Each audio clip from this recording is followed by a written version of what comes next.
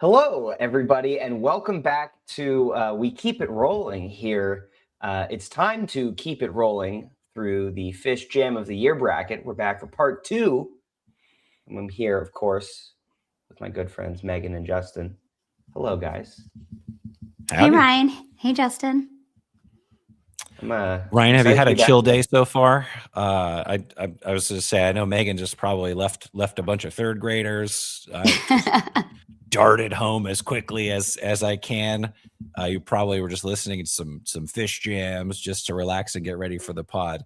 That's what I imagine remote work is like. Well, okay, yeah. I was going to say, specify that I was listening to jams, but I was also doing my job while listening to said jams. So yes, I was sitting on a balcony, looking at the ocean, working and listening to Phish. So wow, pretty tough day. We sort of like you anyway, even though you get to do that all day. We're not jealous at all. It's fine. I left work early, so don't anybody tell my boss. But I did listen to jams on the walk home. So does that count? I mean, that absolutely counts. Yeah. I can't believe you weren't talking about the SPAC disease to all of your third graders today. Well, no, I know. I was actually talking a little bit about Phish to third grade today. But it comes up. But no, I was listening to the SPAC disease on the walk home, actually. God, that jam's so good. That's really good. Well, we're going to talk about that today. Yeah, we are. We've got a whopping three regions of the Phish Jam of the Year bracket to go through today. If you missed yesterday's episode, you can go watch it wherever you're tuning into this live, or you can go listen to it if you're listening to this after the fact. We covered the Bomb Pop region, which is the top left, and you can go get involved and vote in the first four matchups of the bracket right now on Phish.net. Or if you're listening to this after the fact, there's voting happening. Or if you're listening to this after the end of May, there's not voting happening. But there will be another bracket eventually. So go to Phish.net. Get involved. And even if you are listening to it after May, you can still make a playlist and listen to tons of good jams. Yes. And follow along. It's always fun sometimes to be like, if you're listening to this 2 years from now, here's what's happening. Someone in dystopian, like 2085, is going to be listening to this, thinking about, oh my gosh, I can't believe, our artificial intelligence world leader, has given us internet access. I'm going to use that precious bandwidth to download some Phish jams from back in 2025. Wonder what I should listen to. We're here for that generations from now. That's exactly why we're here. That's the only reason why we're here. Shout out to the future. If you're listening to this in 2085, this one's for you. This song is for you. This episode is dedicated to those listening to this episode in 2085. All right.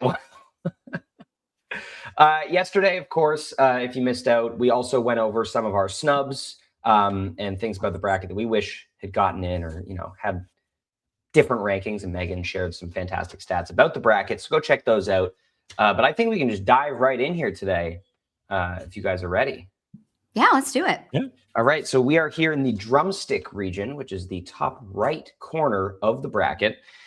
We have the 1 seed SPAC Chalk Dust Torture from July 25th up against the 16 seed 620 Life Saving Gun from Manchester. This is pretty cut and dry here. I had this Life Saving Gun at 64 and this Chalk Dust at 3. This Chalk Dust was actually number 1 on my list for a little while after the summer. And then I listened to the What's Going Through Your Mind, and I was like, oh yeah, no, this is Jam of the Year. But this Chalk Dust is incredible. 29 minutes. And what sticks out to it about me is, we talked about yesterday kind of effects versus clean playing and how they balance that. And there's a really great balance in this jam too, but I feel like there's a lot of aggressive energy throughout this Chalk Dust, which I feel like when they get into a fast-paced zone with that kind of style, it usually doesn't last for very long. But this whole thing, as a lot of it at least, has a very minor key propulsive feel to it, which I really, really like. And I think there's just so many ideas being thrown around in 29 minutes. This Life Saving Gun is good. First tour of the summer, or first show of the summer. There is a better jam from this show that we're going to see later on in this region, but not a ton to say about it otherwise.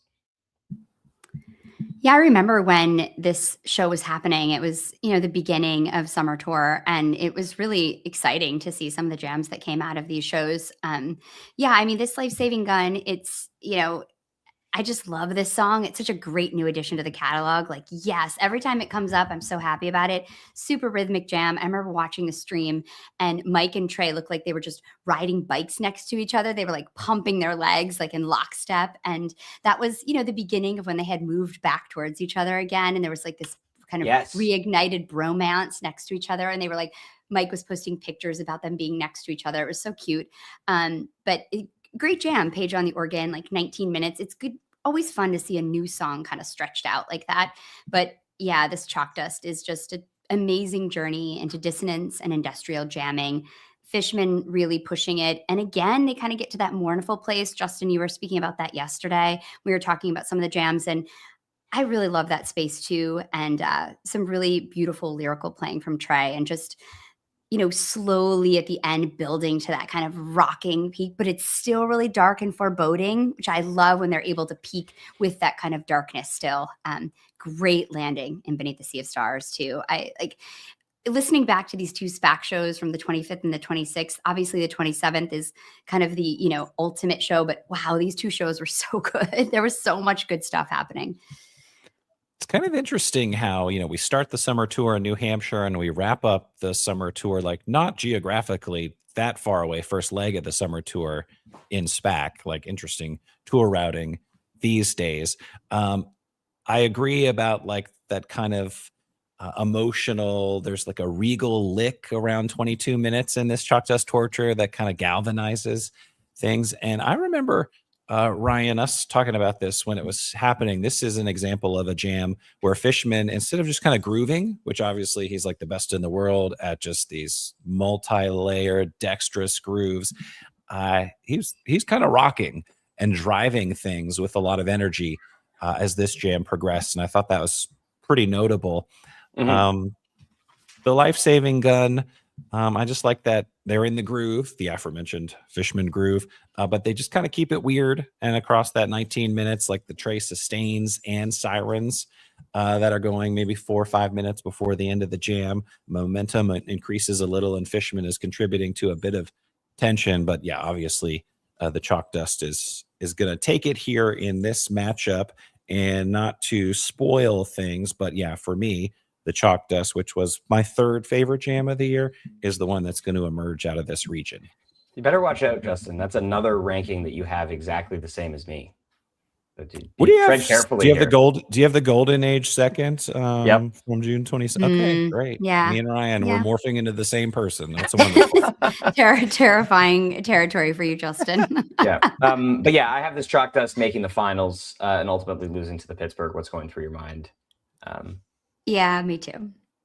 For now, yours. For now, for now, yeah. I mean, I want to listen to all of them as we go through, get closer. But yeah, I have this Chalk Dust going super far. Mm-hmm. It's incredible. Our next matchup, we've got the 8 seed, 7-15. My friend from the Man up against the Columbus Piper at a 9 seed. Another Piper here. This is a lopsided matchup for me in terms of my personal rankings. I had this my friend at 53, and the Piper at 26. So this my friend to me is a fantastic jam, really amazing kind of major key bliss peak, and it's the 2 of the 1-2 punch of the sand. My friend from this set.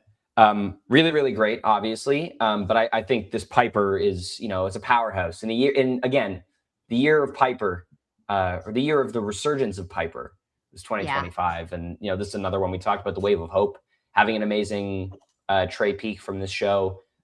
This Piper, similar, just Trey really, really crushing it. Again, in this matchup, either one is losing to Chalk Dust in round 2. But I have Piper here. Yeah, I have Piper too.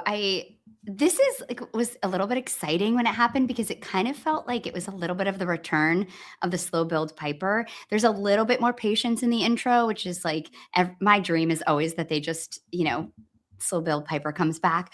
But this is just kind of a straightforward journey to a trilling high energy peak, but it's really stunning and lyrical along the way. It's really pretty. Mike is using that really juicy, bubbly effect, and Trey's playing some really optimistic, like really high notes. It's so watery and lovely. I thought Trey's phrasing in this jam, absolutely gorgeous, really lyrical, and just an insane peak. Really great. That Columbus show had some really fun stuff in it.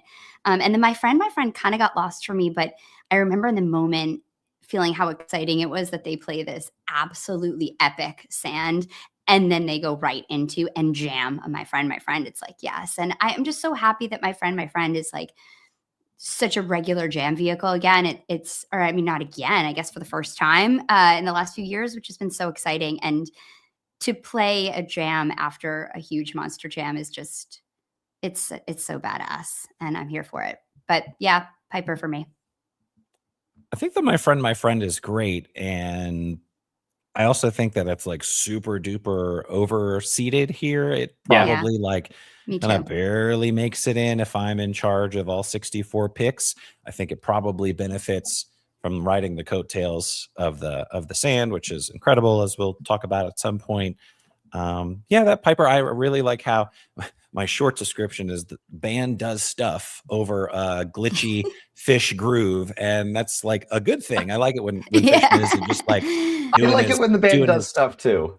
Yeah, right, but it's I mean, always it good. is, it's they're not reinventing the wheel as they're doing it. But I do agree, Megan, like the cascading tray lines, kind of later in the jam, they really hook up and sync up nicely with what Mike is doing, and because of that, it feels like when they get celebratory kind of late in the jam and bright, it's well earned and well deserved. As long as we're not just like pivoting from nothing into those bright celebratory peaks, like I'm here for it. I think it's fantastic, but it's like how did we get to this point? But so I'm going with the Piper. Technically an upset, but I think it makes sense. Yeah, I'm really surprised at how it was seated. I didn't even have my friend on there on my bigger list, but maybe just because it didn't used to be a jam vehicle and now it does. It has a little bit of a lower bar. I don't know if that plays into it. I'm going to say that's probably part of it. Yeah. Goddamn. Okay. Our next matchup here, we've got the 5 seed 422 San Francisco Ruby Waves up against the 12 seed 725 SPAC Set Your Soul Free. I did not rank this Set Your Soul Free.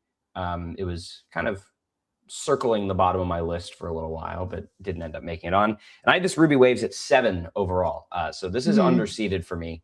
I love this jam. This is, I think, off the top of my head, I think this is my highest jam of Spring Tour. But it's like 22 minutes or so, 23, and just is so good for its entire duration. Like, this is one of those jams where they're not searching for anything. Like, the inspiration is there and it's just happening. And this whole show really is fantastic. And was kind of a gut punch to somebody who did all of Spring Tour except for San Francisco. Like, that's my Phish luck in 2025. Right. Let's learn some lessons moving forward. Yeah, Justin and I saw J-Rad in Vegas instead. We had a good time. But this with, Ruby Waves with Branford Marsalis, to be fair, and they great. played Eyes. Like, it was cool. That's awesome.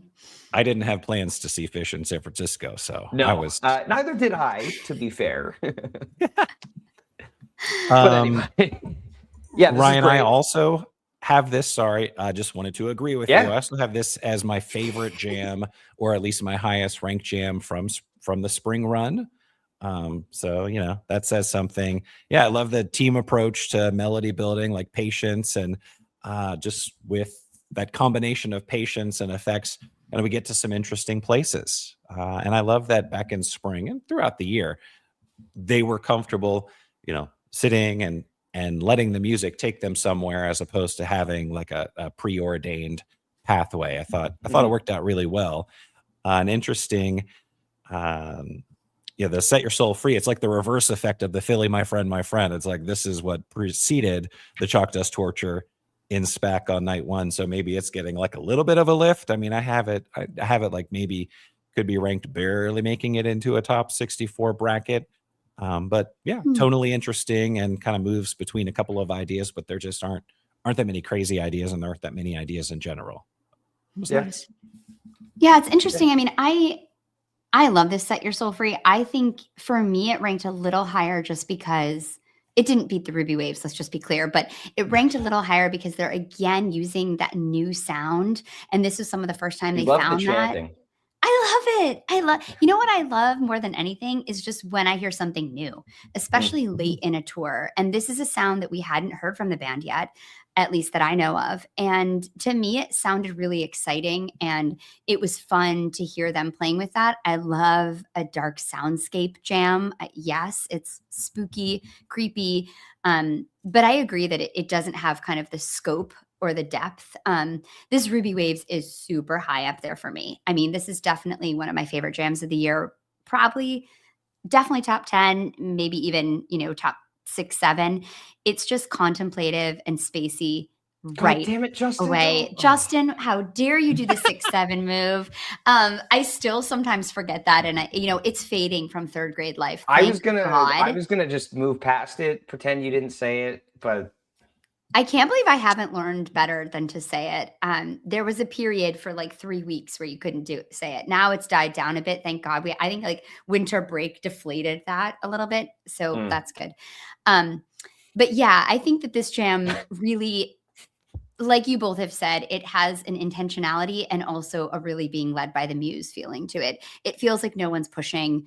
It's epic, like right away. By like 7 minutes in, this is what it would take most bands to get to at like 30 minutes. It just has such a huge feeling to it. My notes, the end, it just says perfect jam. Like it's just a great, perfect jam. And, Ruby Waves, super high batting average, just absolutely amazing. And arguably king of the really unnecessary re-entry to the song. This one is not that's good. a hard. There's a lot. This one of is really songs not that could good. be up for that. Yeah, but this particular version is really egregious.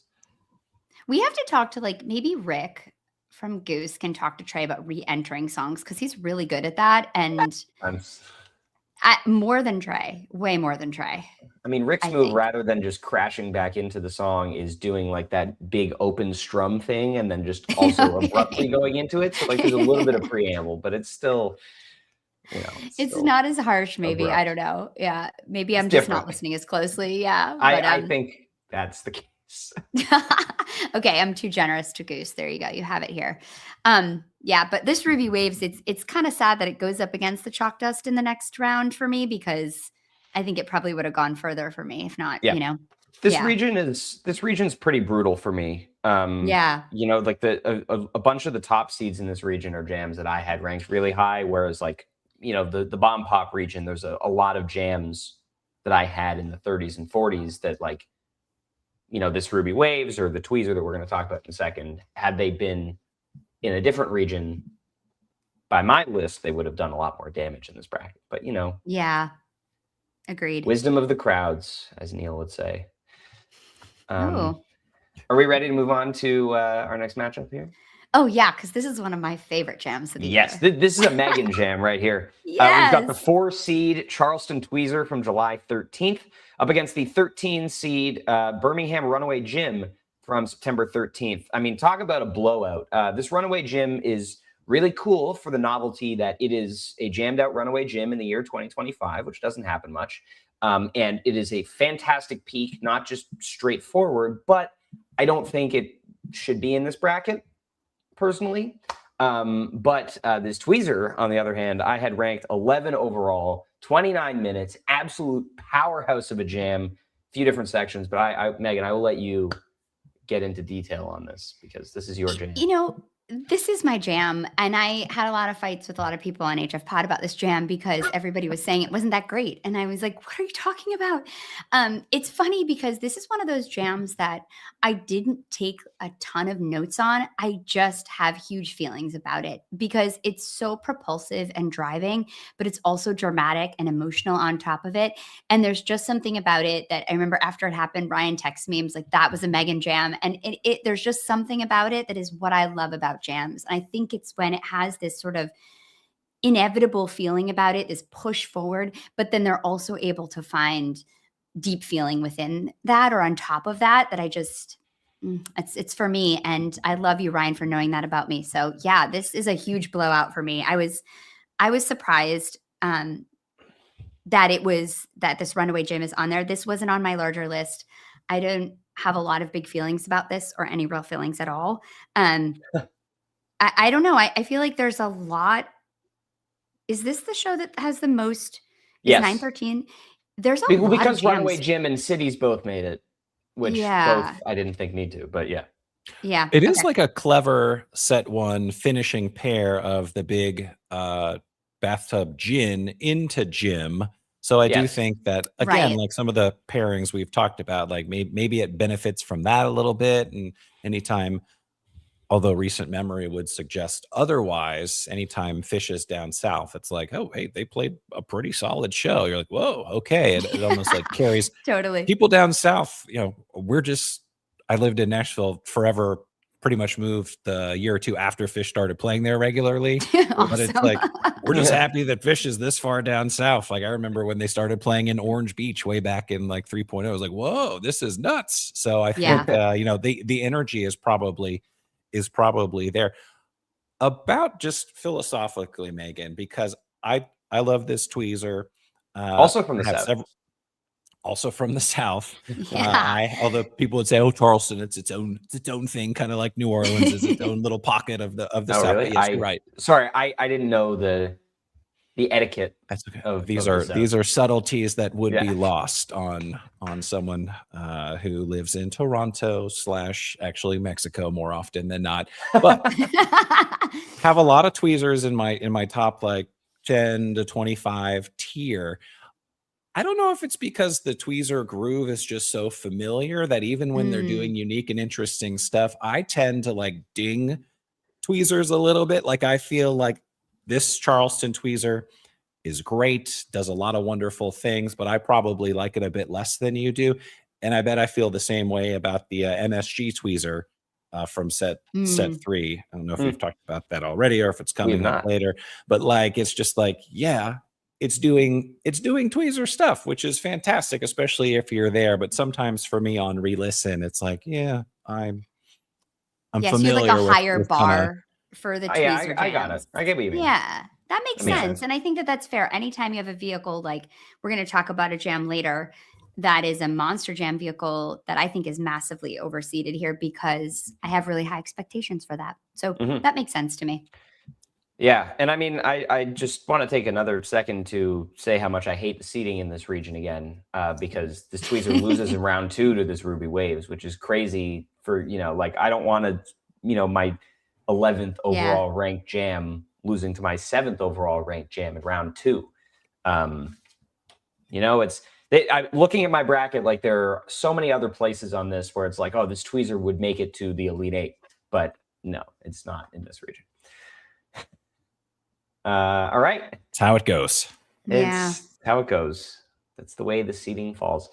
Next matchup, we've got the 6 seed, another tweezer, the 423 tweezer from San Francisco up against the 11 seed 426 Ether Edge from the Hollywood Bowl. I should have ranked this Ether Edge towards the bottom of my list, but I didn't. But this is a phenomenal peak. A lot of weight behind it. I do think it's pretty overseeded, though. I would have put this at like a 14 or a 15 seed, I think. But this tweezer, also, I had ranked 43 overall. It being a 6 seed, I think is pretty overseeded. This is 30 minutes long. It's very good throughout, but where the Ruby Waves from the previous night has 0 searching and is just right to the point for all of its runtime, this tweezer is pretty much all searching. It feels like, they don't really lock in super crazy on any one idea. And it's very good jamming for half an hour. And so obviously, is due a ranking as such, but I don't think it has that like upper half of the bracket quality to it. Yeah. It still wins this matchup, though. I kind of think you're wrong, and I lean a little bit more toward this tweezer than the Charleston tweezer. I have them ranked similarly, but it's like a multi-part exchange of ideas, and they, in this tweezer especially, are hopping from one thing to the next. And yeah, you may hear that, as you kind of mentioned, to like they never really lock in on that one thing, or different perspective. Like, hey, they're yes-anding their way through this jam. There's like a peaceful halfway section and then a rising Trey line that made me think about Trey in the Bethel Waves sound check. It's like a very simple, not that crazy. And then we do some other things like rocking section, snarling, and then sustain, Megan, which you mentioned was like such a theme last year. Heard a little mind left body action, and then like Phish doing his groove, but like metronomically. Just anytime Phish is like doing his thing, but doing a little different, either being like a little glitchy or like just really right on the beat, and it grabs my ears, kind of grabs my attention. I don't know which you like, the Charleston tweezer better than this tweezer. I know this isn't the matchup, Megan, but what did you think about this tweezer? Yes, 100%. And I haven't listened to them back to back, which I would be interested to do, and maybe I'll do that tonight. Because I would like to hear the differences. I think this one's cool in that it has like the looping. It's got like these subtle chord changes, has the Manteca theme a little bit, and it kind of builds in intensity. It has a really emotional chording that kind of drives the peak, which I always like. The peak has a really strong attitude, which I enjoy too. And it has that post-peak cowbell and like a sweet groove, which is always kind of fun. But there's just something that catches me about the other one that I think is just more, feels more cohesive. I agree with Ryan. This one sounds a little bit more searching. But I really liked this Ether Edge. I think that I agree. I think this tweezer being a 6 seed is too high. I think the Ether Edge actually is really fantastic. It is. It's fantastic. Like, this is only the 10th time the song has been played, and it's been pretty much in the mold. There's like a 12-minute version from St. Louis last summer, but this in 2024. But this is an 18-minute version of this song. Huge peak, and then you've got a big yards after catch situation with big like monster riffing, scenery chewing, really big energy, and it comes in the third and fourth quarter, and I think that's kind of what you want a song like this to do, and just want to applaud them anytime they do a good job in that third and fourth quarter. But this is a great version of this song, and also kind of gets me excited about what could happen for the song in the future. Was this the Ether Edge where, and my buddy Nate Fetterman, I think, was at this show, and I remember him texting, and Ryan, maybe you were there too, but like they started playing Ether Edge, and then it was like a massive exodus to the bathroom. Oh, yeah. The place like emptied towards the bathroom when they started Ether Edge. So it's kind of like, I think it was, yeah. So like the legend is like Trace. Oh yeah, Trace saw everyone. Then it was like, oh yeah, well I'm gonna jam this. So I feel like it may be. Like, oh my god, that's amazing. Oh, yeah. It was right after Divided Sky. Divided Sky. Like early evening, Hollywood Bowl, Divided Sky. People are having a fantastic time, and then start of Ether Edge and just like exodus towards the bathroom. Oh my god, I went poor to pee. Trey. Poor Trey. I mean, and to correct myself, it's actually in the second quarter. It's like the second end of the first set. But I think it has that like energy that I want in like a third or fourth quarter, like the end of a set where, like you think things are going to go down, like they're just going to wrap up, but instead they do an 18-minute jam off a new song. Like, that's great. It's amazing. It's amazing. All right, our next matchup here, a lot of long jams in this region. Number 3 seed, the 7-11 Charleston Down with Disease up against the 14 seed 913 Birmingham Sigma Oasis, another representative from that show.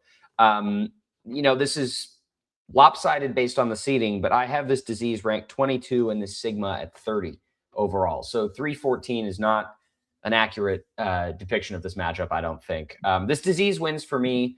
I have it ranked lower than the people.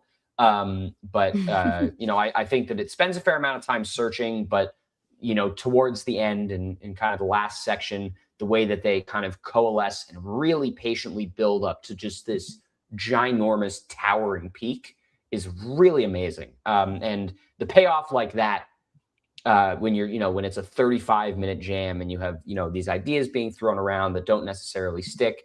And then you finally around, just before the 30-minute mark, they all come together and, go crazy. This felt like also a show up until that point that was a bit of an off night for Fishman, which can happen now, which is scary.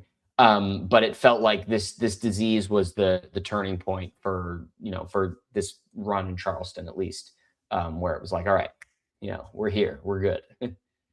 Huh. I want to copy paste my comments from the San Francisco Tweezer in that like one man's or one woman's like they never quite find that thing they're looking for is another person's like, yeah, they're always moving from this to that. I mean, 35 minutes and 25 minutes of it are just nonstop, like 25 nonstop minutes of a morphing groove across like a variety of sonic spaces. And I love that it gets speedy and inspired at the very end of the jam. I actually had this in my top 10 jams of the year. So Ooh. I think All right. it's pretty up there. Wow. Yeah. I don't, I'm also, I have to be honest, like I will really listen closely and take some pretty studious notes and while and after the show is happening. And then I just kind of have to trust like what I did because I'm Right, doing like 6 other months things. later, you're like, I trust with you, day Justin. after Justin. Yeah, so we are trusting Justin on the morning of July 12th right now.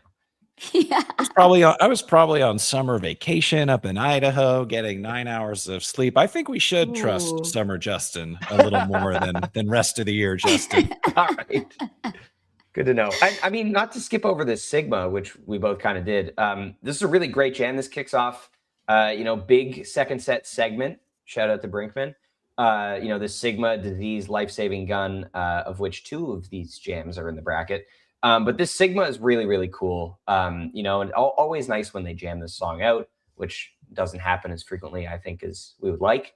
But just really great momentum behind and energy behind this one. I think, there's not, it doesn't get weird or anything like that. That's for the Life-Saving Gun later on in the set.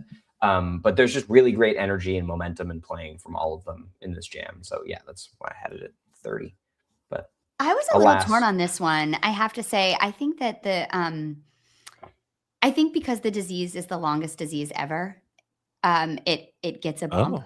As well. It's 35 minutes. And I think that people just are excited. Anytime you see an over 30-minute jam, it's exciting. But I really love this Sigma Oasis. It's 10 minutes in, it's really shimmering and it has kind of shifting waves of sound with Paige on the synths. And it has an almost orchestral feeling to it at like 17 minutes. It feels really grand.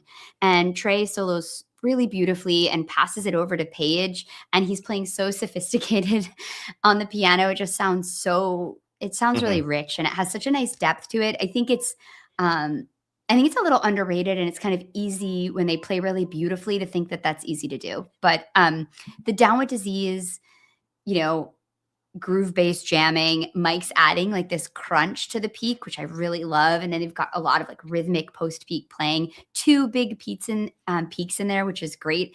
Really lovely patience in the middle. There's almost like a noodling feeling to it. You can hear the jam like almost petering out. And then they find their way back to this really muscular, dramatic, just great peak and landing perfectly in that Down with Disease riff, which is just awesome. So I did give it to the Down with Disease, but I was a little torn. I'll back you up, Megan. Sorry, Ryan. I was just going to say, I'll back you up, Megan, in that I do think the Sigma is maybe a little under ranked. I agree with you there. Yeah. Yeah. Okay, nice. And I love how you mentioned, or at least something similar to it. It's like very cinematic and there's like a serene kind of longing quality to the way Mike and Trey are both playing toward the tail end. And it's just really nice. I like it. Yeah. I do too. All right. Our next matchup, second to last here in the drumstick region, we have the 7-seed 620 Twist from Manchester up against the 10-seed 427 Fuego from the Hollywood Bowl. I had these ranked 25 and 27 respectively, so it was a close match for me, but I'm going to get on my soapbox for a second and be like, Phish, play jams like this Twist more. Yes, this is incredible. I love Haze. Haze jams are amazing. This Twist rules. Anyway, I'm going to get off my soapbox now. But yeah, Twist wins this matchup for me. I like this Fuego a lot. I really love the concept of a 22-minute jam in the encore. Which is a fun idea that I think they should do more. I remember them starting the encore at this show, and it's like Fuego, like interesting. Like I was thinking like Mondegreen, like okay, I guess they'll peak it and then it'll be over. and then 22 minutes of a really cool groove. I think that this is a Megan jam. I think also it's like just very groove based, which is nice. But yeah, would love to see more Type 2 in the encore. Let's get that. But if we're choosing between whether we want more Type 2 in the encore or we want more jams like this twist, I'm choosing more jams like this twist because this twist is awesome. It's the best, and I had this really high, and I have a big move up question mark on my notes because I remember streaming this show when they played this jam, and I was like, oh my God, this tour is going to rule. Like, it was so exciting because there's a slow and unruly segue into the song. It's so cool sounding. It's really spacey, but then it has like this reggae swing inside the space. And the way that Trey and Mike are talking to each other, it's so kind of delicate, and you can just hear them in conversation. And my God, it's so breathy. This is kind of the willingness to float in space and sit in darkness. I kind of lost it on they didn't have a lot of it in the middle part of the tour, and then they kind of found it again in SPAC, but it's really, really, really sophisticated and beautiful and really different. And I couldn't agree more. I think there's a dark beauty to this jam that I always want to hear more of. So I almost feel like this is a little, what is it seated? 7? Okay. I mean, yeah, maybe that sounds about right. This is an unbelievable jam. And the Fuego, it's got that great looping groove to it that is totally what I love to dance to and my favorite stuff. And yes, second, that make encores interesting. But definitely the twist. And I'm sad the twist couldn't go too much further because it's really killer jam. This might be the only example or one of the very few examples where Fishman uses his crying guy sample, and it's not just like, all right, dude. Oh yeah. No, cringy, He busts that out in the middle of this jam when they're like in that like quiet wash of effects. I was mad at him, Justin. I have to tell you, I was mad. I was like, don't ruin this. Hey, man's I hate this sample is another man. True. This is the normally I would agree with you, Megan, but this is the one time I was like, oh, that was actually like kind of fit the vibe. So yeah, I was into flashback to when he was using when he was using effects all the time. I don't remember what tour that was. The first show of 4.0, the Slave from Arkansas, where he's just hitting the effects the whole time, and it's like, what? Like, what are you doing? Why? Why are you doing this to us? Yeah, exactly. And then they released that on YouTube because they're they think they're funny. Yeah, which they are, but yeah, Justin, any more thoughts? Sorry, we cut you off. No, honestly, that's about all the value add I have for that twist. Although I will say, just in hindsight, Summer Tour started off hot. Like I agree, Megan, how like New Hampshire was like, okay, fantastic. We're in a good good spot. Austin, yeah. Pittsburgh. Something happened after Austin that kind of made the tour inconsistent. I don't know what that was, but I don't know what that was either. It was like around a holiday, I think. I don't know where they were, but yeah. Yeah, it was, I don't know. Somewhere that I guess Phish doesn't like. Dicks. I don't know. Yeah, the curse of not playing dicks. That's what happens. I know. Also, that's what happens when you take 4 days off in the middle of the tour, and it kind of halts your momentum a little bit. Yeah, there's so many reasons, right? I also can't imagine like they enjoyed traveling from Pittsburgh to Texas to Colorado. That was really bad routing. They should have like added an Oklahoma City show in between Austin and Folsom, like just have something on the way. When was the last time they played Oklahoma City? That's it's been a while now. It's in the rumors for Kansas City's in the rumors for this. I feel Oklahoma City. Did they play Oklahoma City at some point in like early-ish or mid-ish 3.0? 2012 for sure. Really? So they played the Zoo Amphitheater. Yeah. Let's see. Oklahoma City, Oklahoma. Oh, the only time they've ever played there is 8/29/12. So there we go. That'd be a pretty big deal if they went to the only time they've ever played in Oklahoma City. All right, our final matchup here in the drumstick region, we've got the 15 seed 423 San Francisco Gumbo up against the 2 seed 628 Austin Ruby Waves. I did not rank this Gumbo. I have this Ruby Waves at 6. Novelty of a jammed out Gumbo, people. This is very cool. And they should keep doing it. We got 3 notable gumbos last year. We had this one, we had Pittsburgh, and we had Hampton, all of which are great, all of which I think need another, level on it or more jamming to be truly bracket worthy. This Ruby Waves, on the other hand, 30 minutes, kind of two sections to me. There's like the first half of the jam, very melodic, very nice, kind of also great momentum. And then you get more into that exploratory, more percussive zone in the second half, which is really, really good. I mean, shout out to these Austin shows. Like both of these are amazing. You get that double whammy of the Fuego Golden Age on the first night, and then this huge Ruby Waves on the second night. Really solid mics from this run too. None are in this bracket, but sneaky, really good year for Mike's song. Yeah, I agree. They had some standards, really good, like extended stuff. Yeah, I agree. Yeah. I agree. They were giving it like a little extra mustard this year, I think. Yeah. But yeah, anyway, this Ruby Waves is my number 6 overall, and it goes to the Elite 8 and loses to the SPAC Track Fest. These shows were not played at the the F1 racetrack in Austin, right? This was an arena somewhere. Moody I mean, Center. good.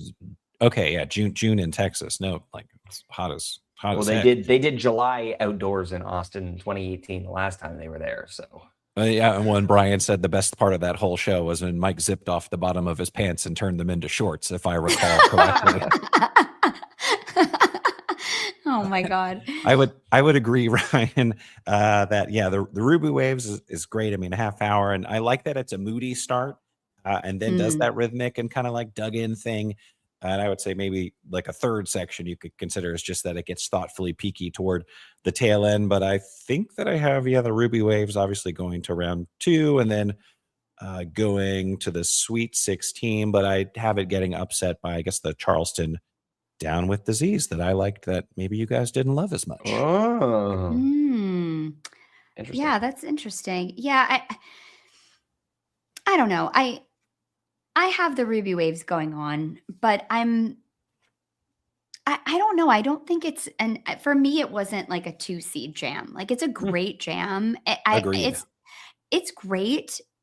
I mean, and it's 30 minutes, which is like amazing, but I don't know, like Ruby Waves is becoming a song that we have really high standards for the jams because there's been some epic jams off Ruby Waves. And I think this jam is amazing, but, and I think what you guys have said, there's great like horizontal jamming, screeching loops. They have a big soundscape that's like eerie and like has a dramatic tone to it. It builds to a big emotional peak. I don't know. I just didn't feel like it didn't catch me in a way that I would want a 30-minute Ruby Waves jam. And maybe that's just, because, I've been listening to a lot of stuff, but it did beat. This gumbo was not on my radar. I think when I went and looked at my initial notes after watching the show and listening, my notes were just type 2 ! But I went and listened again to the gumbo, and it's cool. It's dark. It's like agitated, but it's so fun when it comes out of a song like Gumbo that has that, really early 90s feel to it. And then when they kind of turn that into like a dark jam, it adds like this interest to kind of a song that is old and it makes you feel like you're young again. And then you hear like a dark jam off it. I kind of love that. And it's got a really sick peak and a really smooth drop back into Gumbo. It was better than I remembered on re-listen. Anytime you take an old song and give it the 4.0 sophisticated treatment, it's cool. But I definitely think it didn't make my list originally, and this Ruby Waves definitely beat it. I kind of want to have the Ruby Waves beating the Twist, but I kind of think I might change it and have the Twist beating the Ruby Waves. Yeah, I might do that right. I'm going to do it right now. I'm taking my pencil out. Here we go. It's a hell of a way to end off this region here. But yeah, we all have chalked us making the Final Four out of this region, I believe. Yeah. Fantastic. Yeah. All right. Well, Megan, would you like to kick off the sandwich region here in the bottom right? I would love to, because ice cream sandwiches are also one of my favorite things. It's definitely one of my picks when the ice cream man comes around. A sandwich is always killer. I mean, this starts out with a really heavy also hitter, one of your favorites. with one of my favorite jams of the year. When I first saw this, the next morning I took my notes because I was at SPAC, and the next morning I took my notes and I was like, is this my jam of the year? Yeah, the 726 Down with Disease from SPAC, and it is up against the 921 Golden Age. So we've got a 1 seed with the Down with Disease up against What's a going through your mind? 16 seed. Oh, I'm sorry. Did I say something else? Did I say You said Golden Age. Oh, because it's right below it. Sorry about Yeah. that. What's going through your mind? It's the Hampton. What's going through your mind from 921. Yeah, this Down with Disease is, to me, it's incredible. I just was listening to it on the walk home, as I mentioned, and it's so narrative. It's so patient. It's so communicative. It's super risky. There's such a driving, almost militaristic feeling to the beginning of the jam. It's so hungry and intense sounding.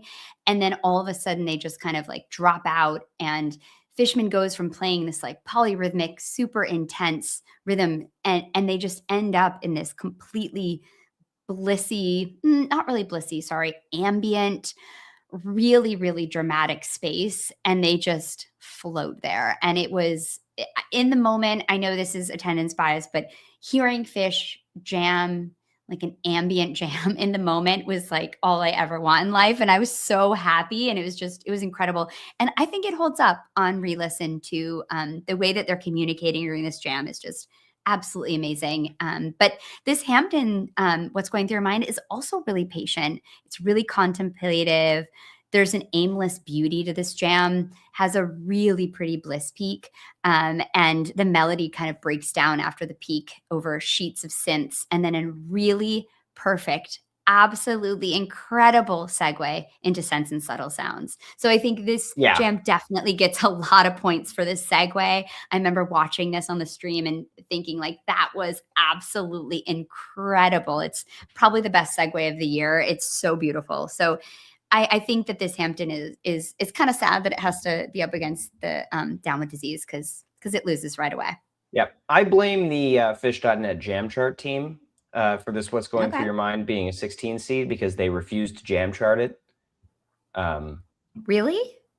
There are too many good What's Going Through Your Minds, Megan. You can't jam chart them all, apparently, even if they're all 20 minutes and fantastic. So that's not true. You can have a standard, but I think a new song that's 2 years old that goes 20 minutes should be on the jam chart. I mean, I'll take it up with Charlie. We should take it up with Charlie. I think, as you know, I'm biased because I do jam charts for a different band, but I look at the quality of jam, not the song that comes out of. So like, for Goose, we had like 9 jam charted Madhavans last year, and like great, they're playing amazing jams out of that song. I'm gonna chart them, but I hope that this means like 5 years from now that when people go back and look at what was really good in 2025, hopefully this doesn't get skipped over just because it doesn't have a little thing written about it. But anyway, I had this What's Going Through Your Mind at 31 overall. So 16 seed is kind of a bit of a dick punch. And I had this Disease at 10. This is the only 1 seed that was not a 1 seed by my rankings. I think this is a fantastic jam. It's in my top 10. But I don't think it's quite on the level of the top jams of the year. I do agree with you, Megan.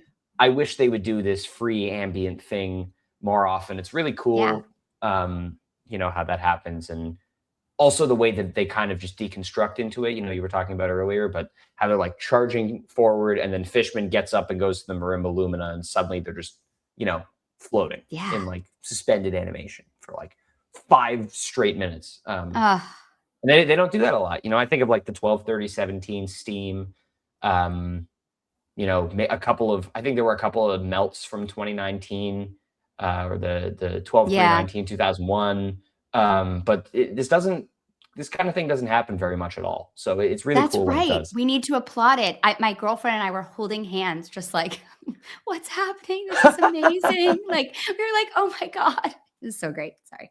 That's awesome. It harkens back to me to like those fall 98 jams where they would step off the ledge and like just being comfortable with a lack of form is like, finally not finally, but super interesting places. So yeah, the last 5 minutes jumped off the page to me.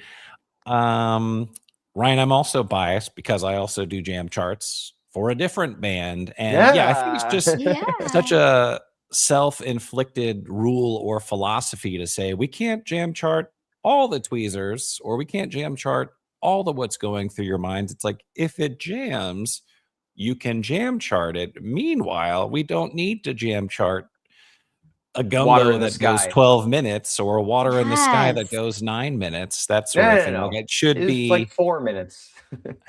it should be specific to the improv and not to the native song, in my opinion. But anyway, I agree. Just saying. we're not I that agree. opinionated, you know. No. So Justin, did you have the down with disease, I assume? Did you have Oh. anything else you wanted to share about those? Not really. I mean, I agree with Ryan. Yeah, this, I wouldn't have this as a 1 seed in the bracket. And spoiler alert, it doesn't actually. I wouldn't have it as a 1 seed in this region. Spoiler alert, it's not going to make it out of this region for me. We'll get to Same that for me. in Yep. a bit.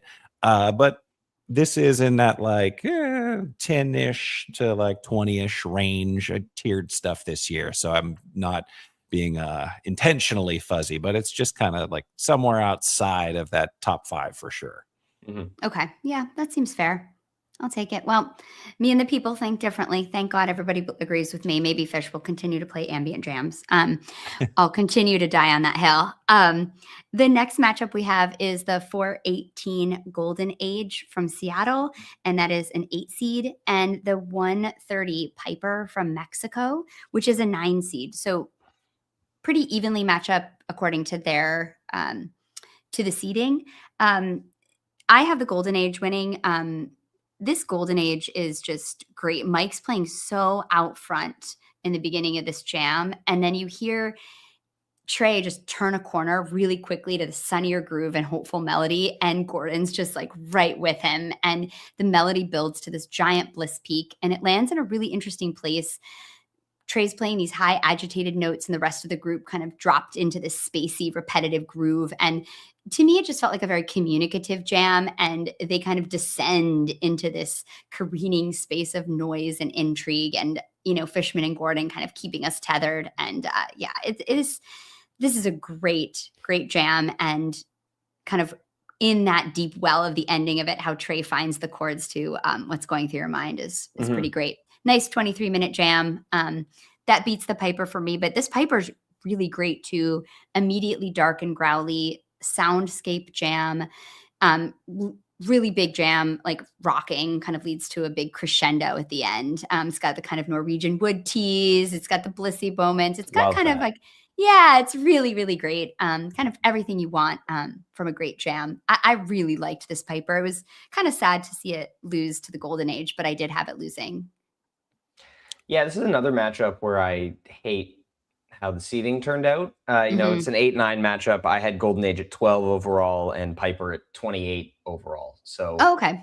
Unfortunate. But I love everything you said on the Golden Age, and just the fact that after everything that they were doing, and when they got into that weird section towards the end, like then they start teasing Split Open and Melt. Like just complete off the rails craziness. And yeah, and first show of spring tour, you know, 418 was pretty great. Tour openers were good this year. I know. Crazy.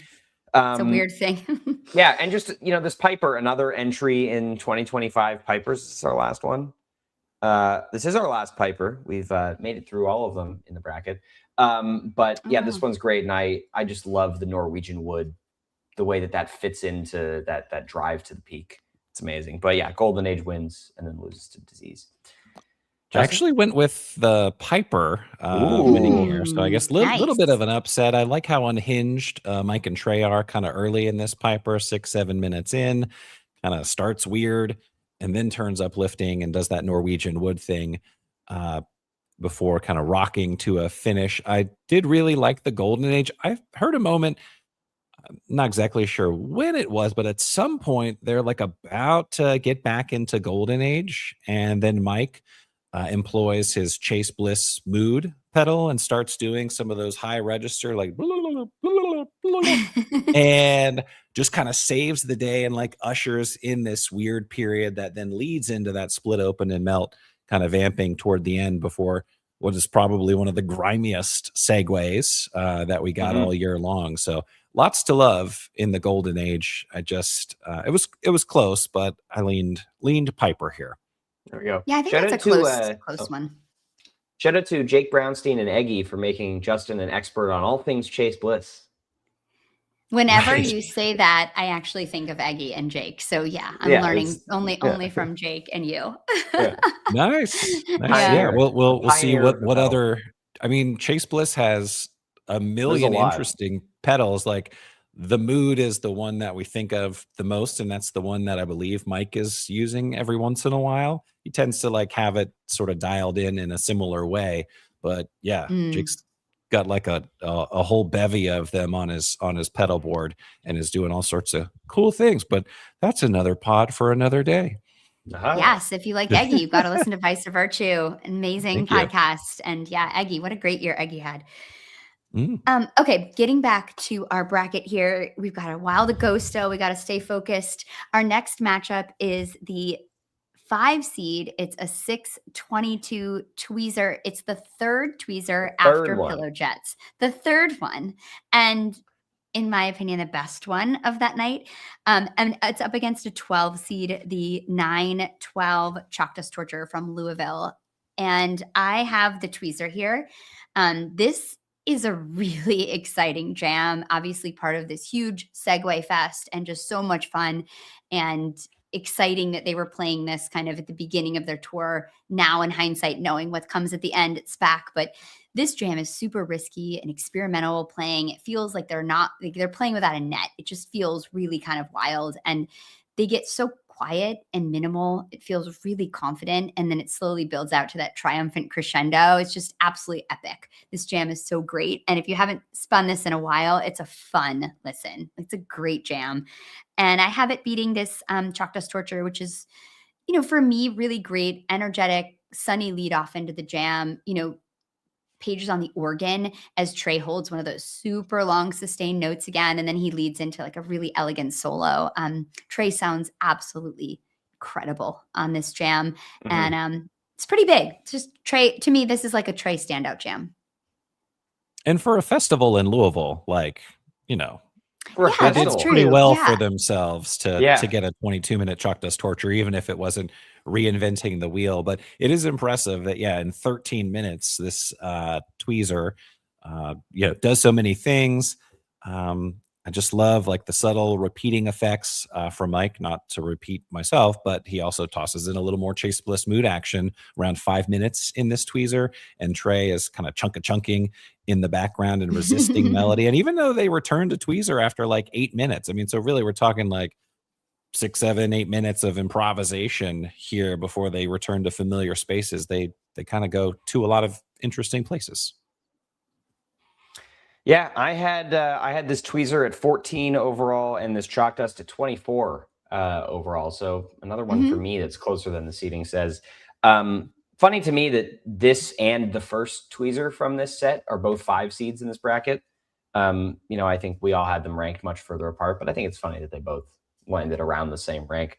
Yeah, this tweezer is just so out there, and it's one of those things that when you get a tweezer fest like this, there aren't usually multiple segments of it that are improvisation heavy. You usually get the big tweezer, and then when they come back, it's more like the second one, for example, where it's like a fun thing and they vamp around for a couple of minutes, then they segue. And so it's really cool to have this one be the best improv of the bunch. Not a ton to add there. And yeah, shout out to Phish actually playing a jam at a festival set. I expected nothing out of this Bourbon and Beyond show. And so really, really excited that we got a jam of this quality. Lucky festival crowd. If you were seeing Phish for the first time at this festival, you got a good one. Yeah, absolutely. And Phish, you can jam whenever you want. You can jam at festivals, you can jam in Mexico, you can jam in Boulder if you want. Boulder, it's iffy. You could jam in Mondegreen, not in the middle of the night if you so choose. It's up to you. You can jam in Mondegreen, day 4, you can jam.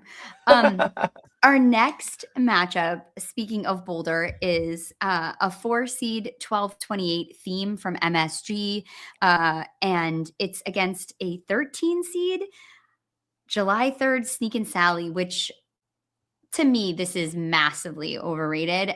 I listened to it again. I think it's kind of throwing Boulder a bone here, but It is exactly right. I mean, to me, I Yeah. was like, what? I actually did not have this on my list. And I went back and listened to it last night when I was reading because I was like, what? Is there anything from Boulder that I want to listen to again? And I will say, this is kind of fun. There was a pretty big show gap for Sneak and Sally. It was an 81 show gap. So it was kind of fun that they played it. And it's 17 minutes long. Some kind of murky funk, which it goes into some uplifting playing. There is something really beautiful that happens in this jam, though, at like 10 minutes in. Trey is playing kind of Allman Brothers-y. It almost sounds like The Dead, though. It sounds very Jerry Garcia-like. It's really noodly and melodic. It's absolutely gorgeous in a way that Trey doesn't play a lot. So listening back, I will say I appreciated this a lot more than when I first heard it. But I think I was also kind of just overwhelmed with what was happening or not happening in Boulder. But this Sneak and Sally definitely gets beat by this theme for me. This theme is dark, it's sultry, it's edgy. It's the first of this run that was really hypnotic, and a lot of the jams in MSG felt really hypnotic.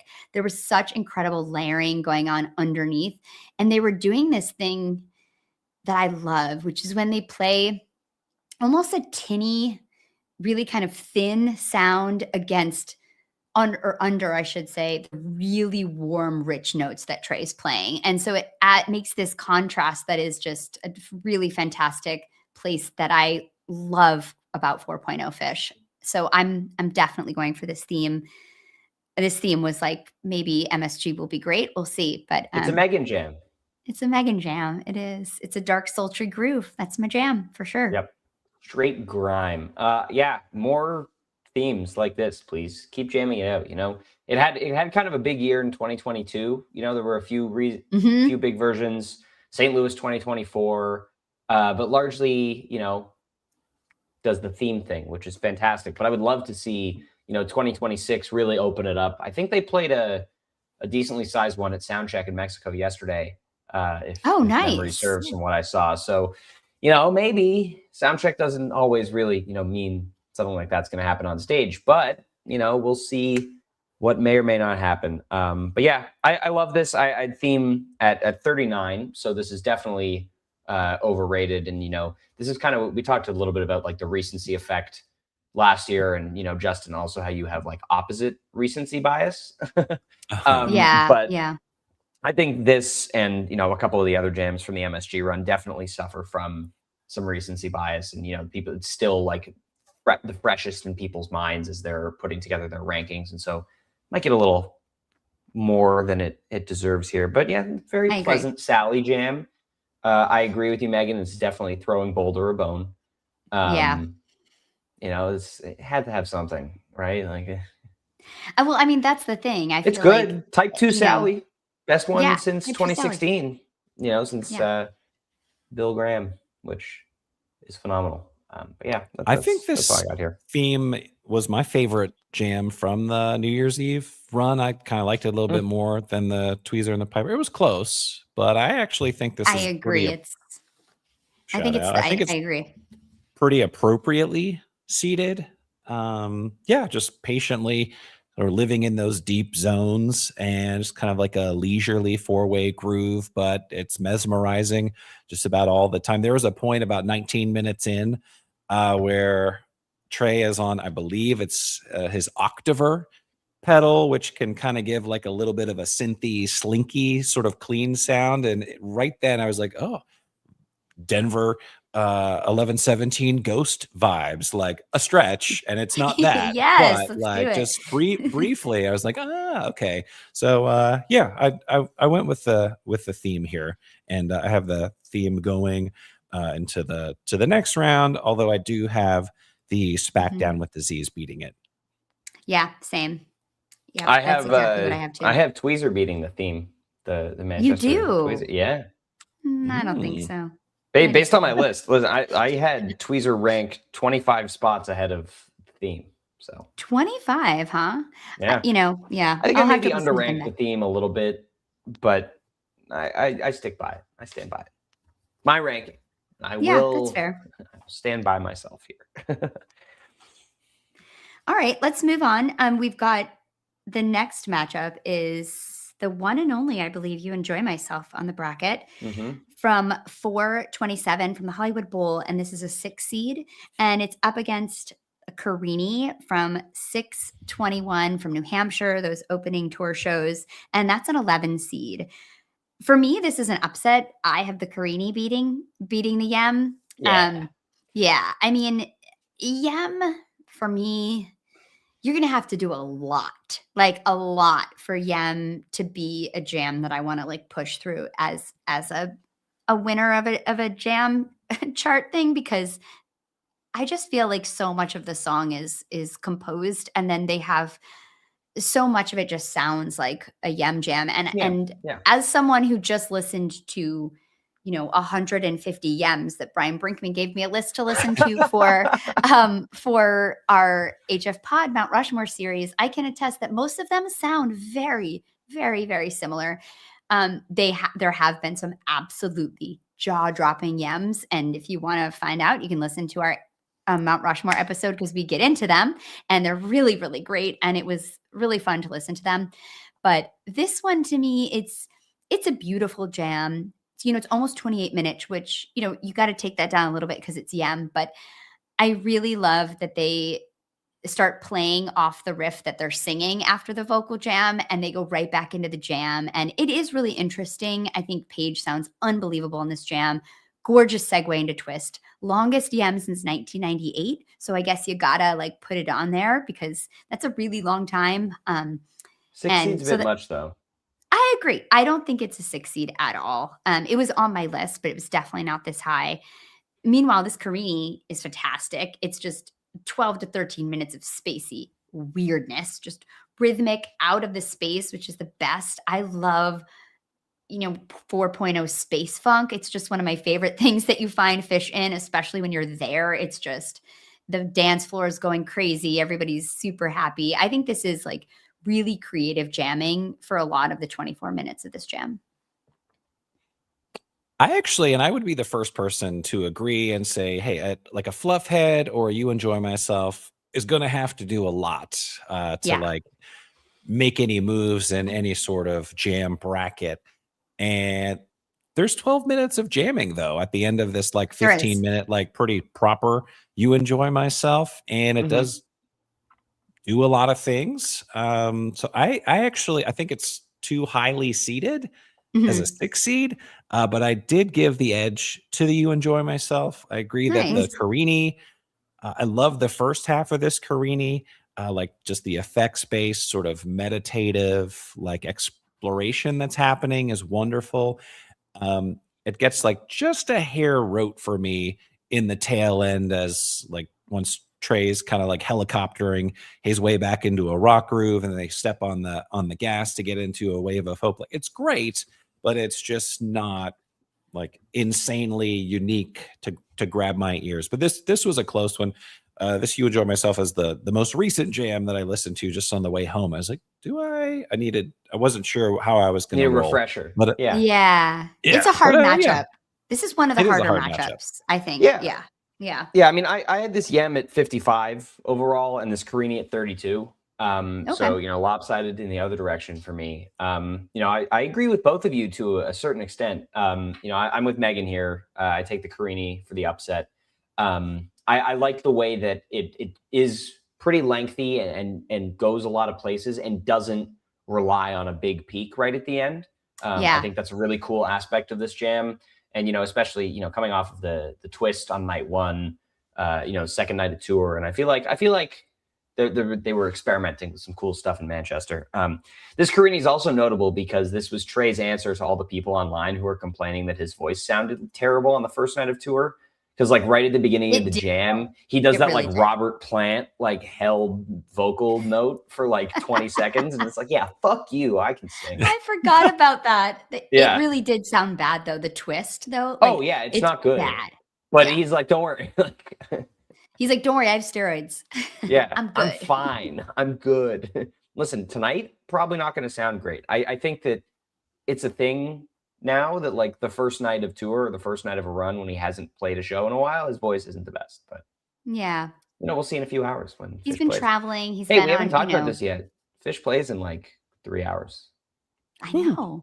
It's Pretty cool. exciting. It I'm feels excited. like surreal to me a little bit. I Yeah. get to start my Jam of the Year 2026 playlist tonight. It's true. It's true. I'm going to be taking notes now that I'm a Jam of the Year girl. I am excited about it, but I also feel a little bit surreal. I know I'm on deck to possibly be writing the .NET review from home because nobody wants to do it. So I don't know if Ooh. that's happening or not, because that's going to be a really, really early I morning for me. If I have saw to get up Charlie at 3. threatening on social media earlier that if nobody volunteered, AI was going to write it. So Well, before that, he threatened that I was going to do it from the couch. And then I messaged him and I was like, Charlie, which night do you need me to do? And he's like, oh, I had you on backup for all of them. I was like, oh no. Oh no. I'm sorry. Absolutely not. I was like, I will do one. I'm like, I have a job, a family. I'm starting grad school again. I'm like, no, I will and not it's be the middle doing. of the week. Yeah. It's the middle. It's like Thursday. It's like Wednesday or something. Yeah. No, it was funny. And I have to podcast about Jam of the Year, which has been taking up all my time. Anyway. That's right. See, I'm so busy. So busy. that's, in conclusion, those are my thoughts on this Yem versus Karini matchup. Okay, well, I think that's one of the harder matchups of the bracket. So I understand why we're split. The next matchup to me is a blowout. We've got the 3 seed Hampton Tweezer from 919 up against a 14 seed 725 Bathtub Gin from SPAC, which to me I feel like is, I don't know. I think it wasn't good. On my original list. It's good. It's like, driving, rocking groove, big, builds to a it big does peak, a 20-minute gin thing. Right. Which is what what we were talking about earlier, kind of, Justin, when you were talking about the tweezer, is that a bathtub gin is going to have to do it's such high standards for bathtub gin. It's one of the absolute best jam beagles this band has. So whenever they take it out for a run, I want it to do something super cool. Well, but good news. This is, it got jam charted. But it got jam charted. Yes. So, there's that. The tweezer, on the other hand, though, I just re-listened to this week. This is fantastic. It hadn't been played on the fall tour yet when they played it at Hampton in the very end, and everybody was so excited, and you could just hear it. Like anytime they play tweezer in a room like Hampton or MSG, that place just explodes. There's such an energy to that. And I love how Mike starts out really crisply, and he's giving Trey all this freedom to play melodically over the top. And there's a repetitive groove section and a really dark, agitated jam that follows. And then Trey starts looping to create a really hypnotic segment that to me sounded a lot like 1999 sound. It had that kind of millennial feel, which I absolutely love. And then they find that really introspective space that they found a lot this summer. But especially towards the end of that fall when they started playing with that even more. And, Fishman, I thought, really came back in fall and was playing really authoritatively. And the way that he builds this to the white light peak at the end of this tweezer is just fantastic. Great 27-minute, fantastic kind of exclamation point end to the jam. So I had the tweezer. Yeah. I also have the tweezer. I love just how muscular and how gravitational Trey's loops are that he keeps stacking and the effects in the middle of the jam. And it's nice how Mike is kind of like staying rooted, which is something at least I said a few times yesterday, to kind of like balance that out. And then as they emerge from that midsection, it's a fairly standard finish to a tweezer, but like the shreddy touches late before the segue into Ruby Waves are just well earned because they've gotten into that weird zone. Gin is interesting because I love a gin. Gin is Phish's old reliable. I love late 1.0. Like 99 is sneakily one of my favorite years of Phish. And they started summer tour with Gin was, I think, maybe even the first song they played and the first show that they played at Bonner Springs. But if they need old reliable that they're gonna jam, stretch it type 1.5, my money is on Gin. I wouldn't be surprised if they played Gin tonight in Mexico and set one just to kind of get things rolling. Yeah. But yeah, it's Gin should not be super duper high in the bracket here. Just happy to be here. Yeah, agreed. Very happy to be here. Yeah, not a ton to add there. I had tweezer at 29, Gin at 44. Tweezer wins and beats the Karini to make it to the Sweet 16 for me. Yeah, similar for me. Love this tweezer peak, like the ending peak, much like the Charleston disease, is like you've gone on a journey, you've reached it, and now we're just gonna like blow your face off Yes. for the end.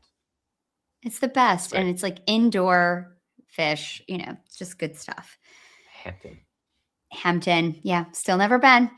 The next matchup, I need you to help me with this one because Okay.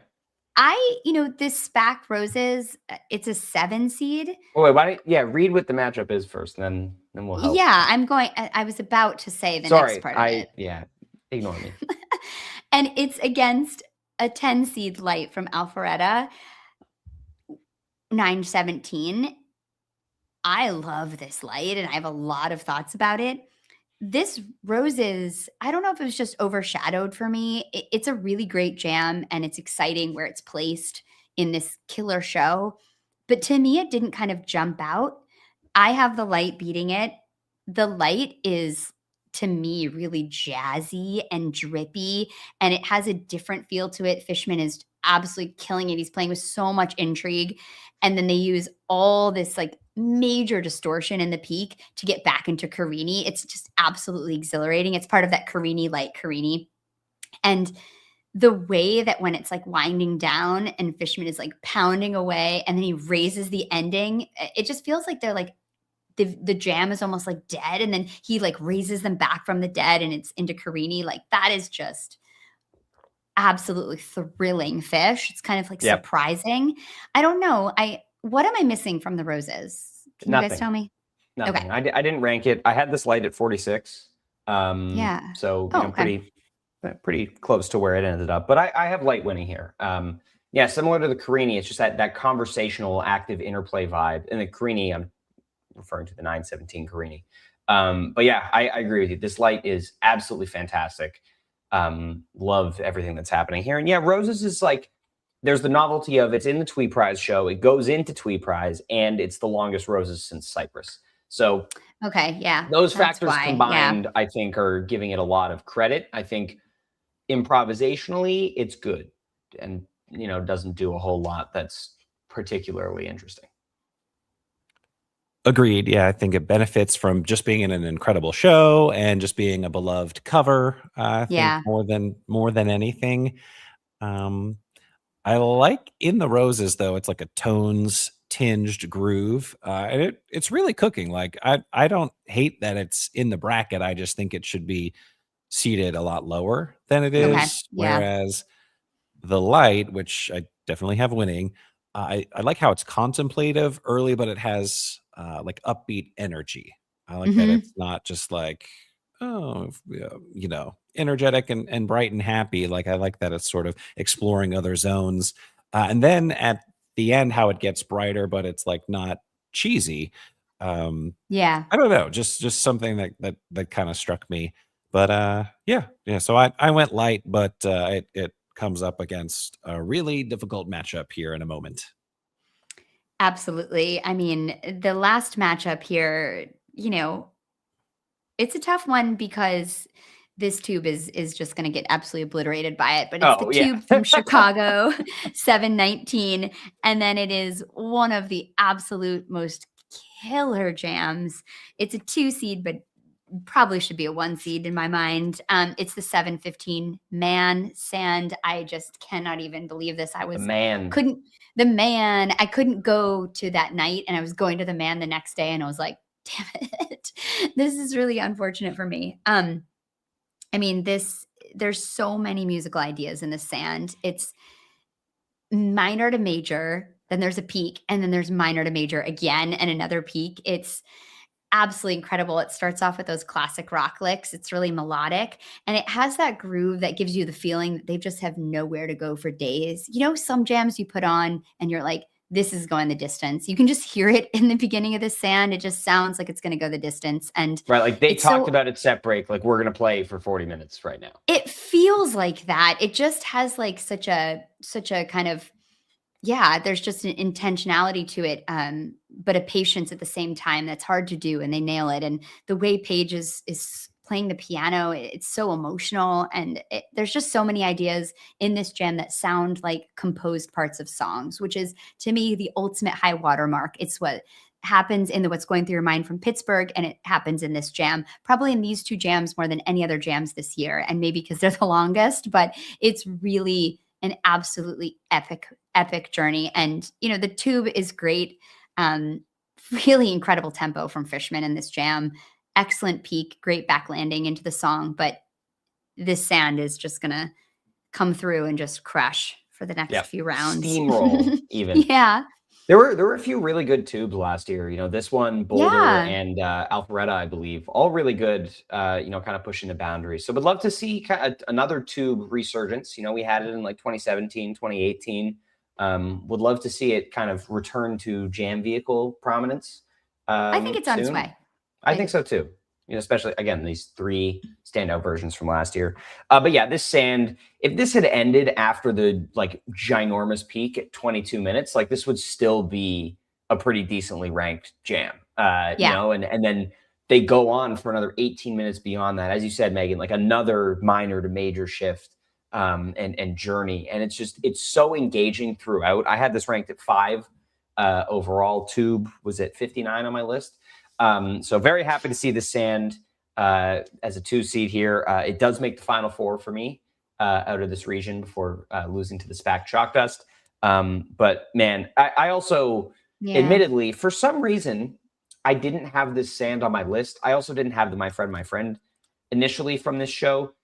For some reason, I guess I never slotted the Man jams into my list. And then I realized it was like a couple of weeks ago. I don't remember if it was one of you guys or someone else was like, wait, you don't have the Man sand on your list. And I was like, I don't. And then I went, I like it. So then I was like, okay, I'll give it a spin and then slot it in. And then I guess it was the first time in a while I'd listened to it. And I was like, oh my God, like this, it's so good. Why has this not been in my regular rotation all year? What was I doing? So glad it's here. Yeah. Everything you said, I like how, like 33 minutes in, when they're in this driving groove, Mike is the one playing melodically and Trey is content just to kind of sit on rhythm. It's funny and Ryan knows this, but like when I write jam charts for Iggy, there's a 512 character limit. So I have to be like, brevity is concise, important. Yeah.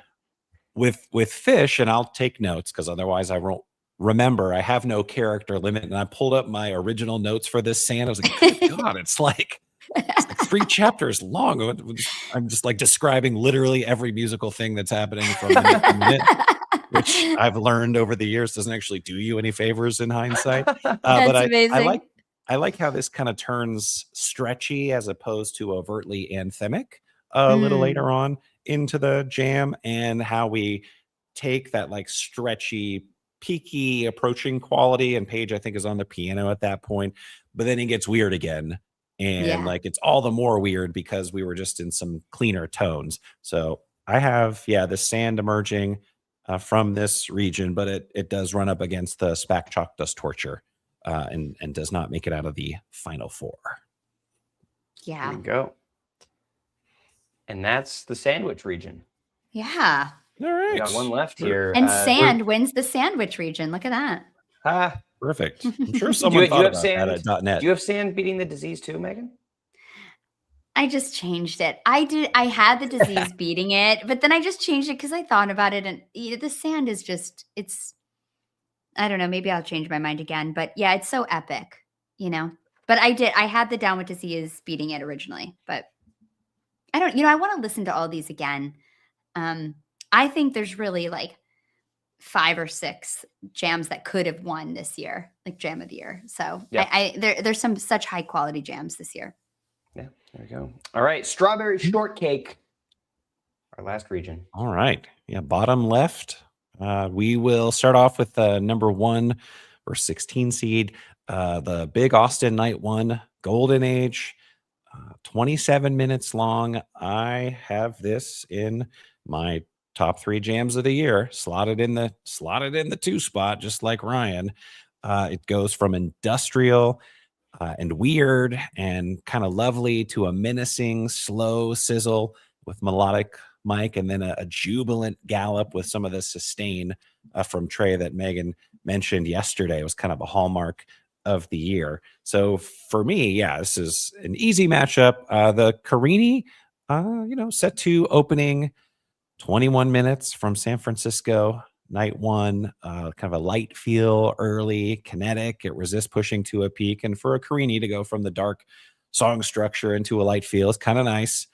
Some trace sustain, some effects emerge, and then a little froth over a half peaky groove. But yeah, Oh, it's Golden all Age. Golden Age. Yeah. Yeah. All the I think this all the Carini, way. I think this Carini is woefully underseeded, though. I don't think this is a 16 seed. I had it at 34 overall. And I think it's a strong middle of the pack jam, especially when you see stuff like the SPAC Roses being a 7 seed and this being a 16. Like that's similar to the Forest Hills Ruby Waves not even being in the bracket. Like it's just there's a weird, it's how people ranked it, but it feels like a jam of this caliber, while not being top 10 of the year, still stronger than a 16 seed for sure. I agree. Yeah, I agree with that. Yeah, I mean the Golden Age is absolutely incredible. I have it going to the final four. Definitely top 5 jam of the year for me. If not like probably 4 or 5. It's the longest Golden Age ever. Beat out the Vegas 16. Ooh. Just incredible flow in this jam, effortlessly moving between sections, so narrative. And yeah, there's a moody peak in it that I just really love. It has the peak also just doesn't quit. It's so like relentless. And the way it goes back into Golden Age is really fantastic. And then I know this doesn't count, but at the end, there's this really kind of touching speech about Trey being born in Texas, and Fishman calls him one of the great Texas guitar players. And it's when you listen to it on Live Phish, they have it in there, and it's really kind of sweet. And fun whenever Trey talks to the audience. So extra bonus points for me there. But I agree, this Carini, it meanders in the best way. It latches onto a bunch of diverse grooves throughout the journey, and it has a great peak at the end. Worth listening back to. Really good stuff. Nice. Our second matchup, the 8 seed, September 13th, Birmingham, night 1, Life Saving Gun, 18 minutes, versus the 9 seed, February 1st, Mexico, night 4, set to opening What's Going Through Your Mind. Do either of you have one of these jams as being woefully underrated, or is it just me? Well, I have both of these jams as being woefully underrated. They are What's Going Through Your Mind is 18 on my list, and Life Saving Gun is 19 on my list. So they are appropriately next to each other in the rankings here. But instead of being an 8 and a 9 seed, they should be like 4 or 5. Yeah, I have the Mind in my top 10, not the Life Saving Gun. But so yeah, I was like, wait a minute, why is this a 9 seed? But Megan, what do you think about that? Yeah, I have them both actually pretty close to each other on my list too. I think they're really evenly matched, but I definitely have them way further up than they are here. I think both of these jams are phenomenal. Definitely the Life Saving Gun, I'm so here for the song, but it just has like this driving, danceable groove.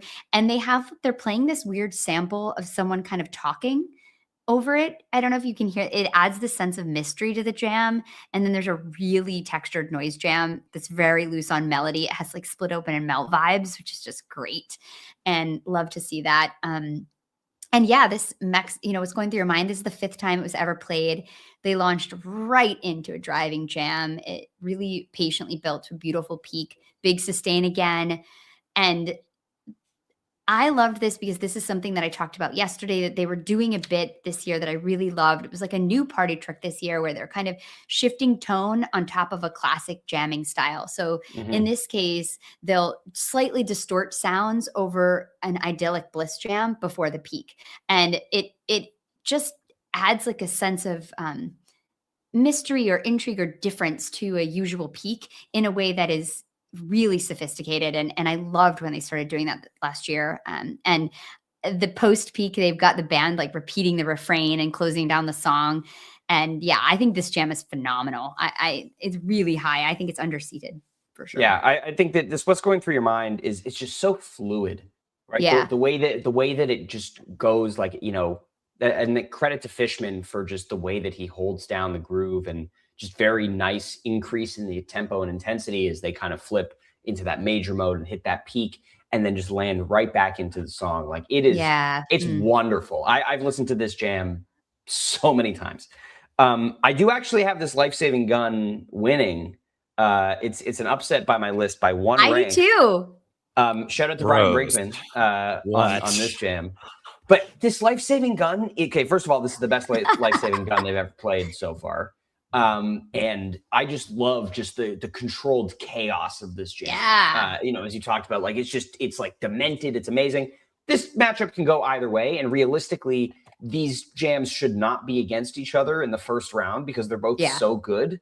Like this is like a Sweet 16 matchup here, like the fact that both of them are getting, curb stomped by the Golden Age next round, is unfortunate, but I go Life Saving Gun, but I also could go What's Going Through Your Mind. Like it's not.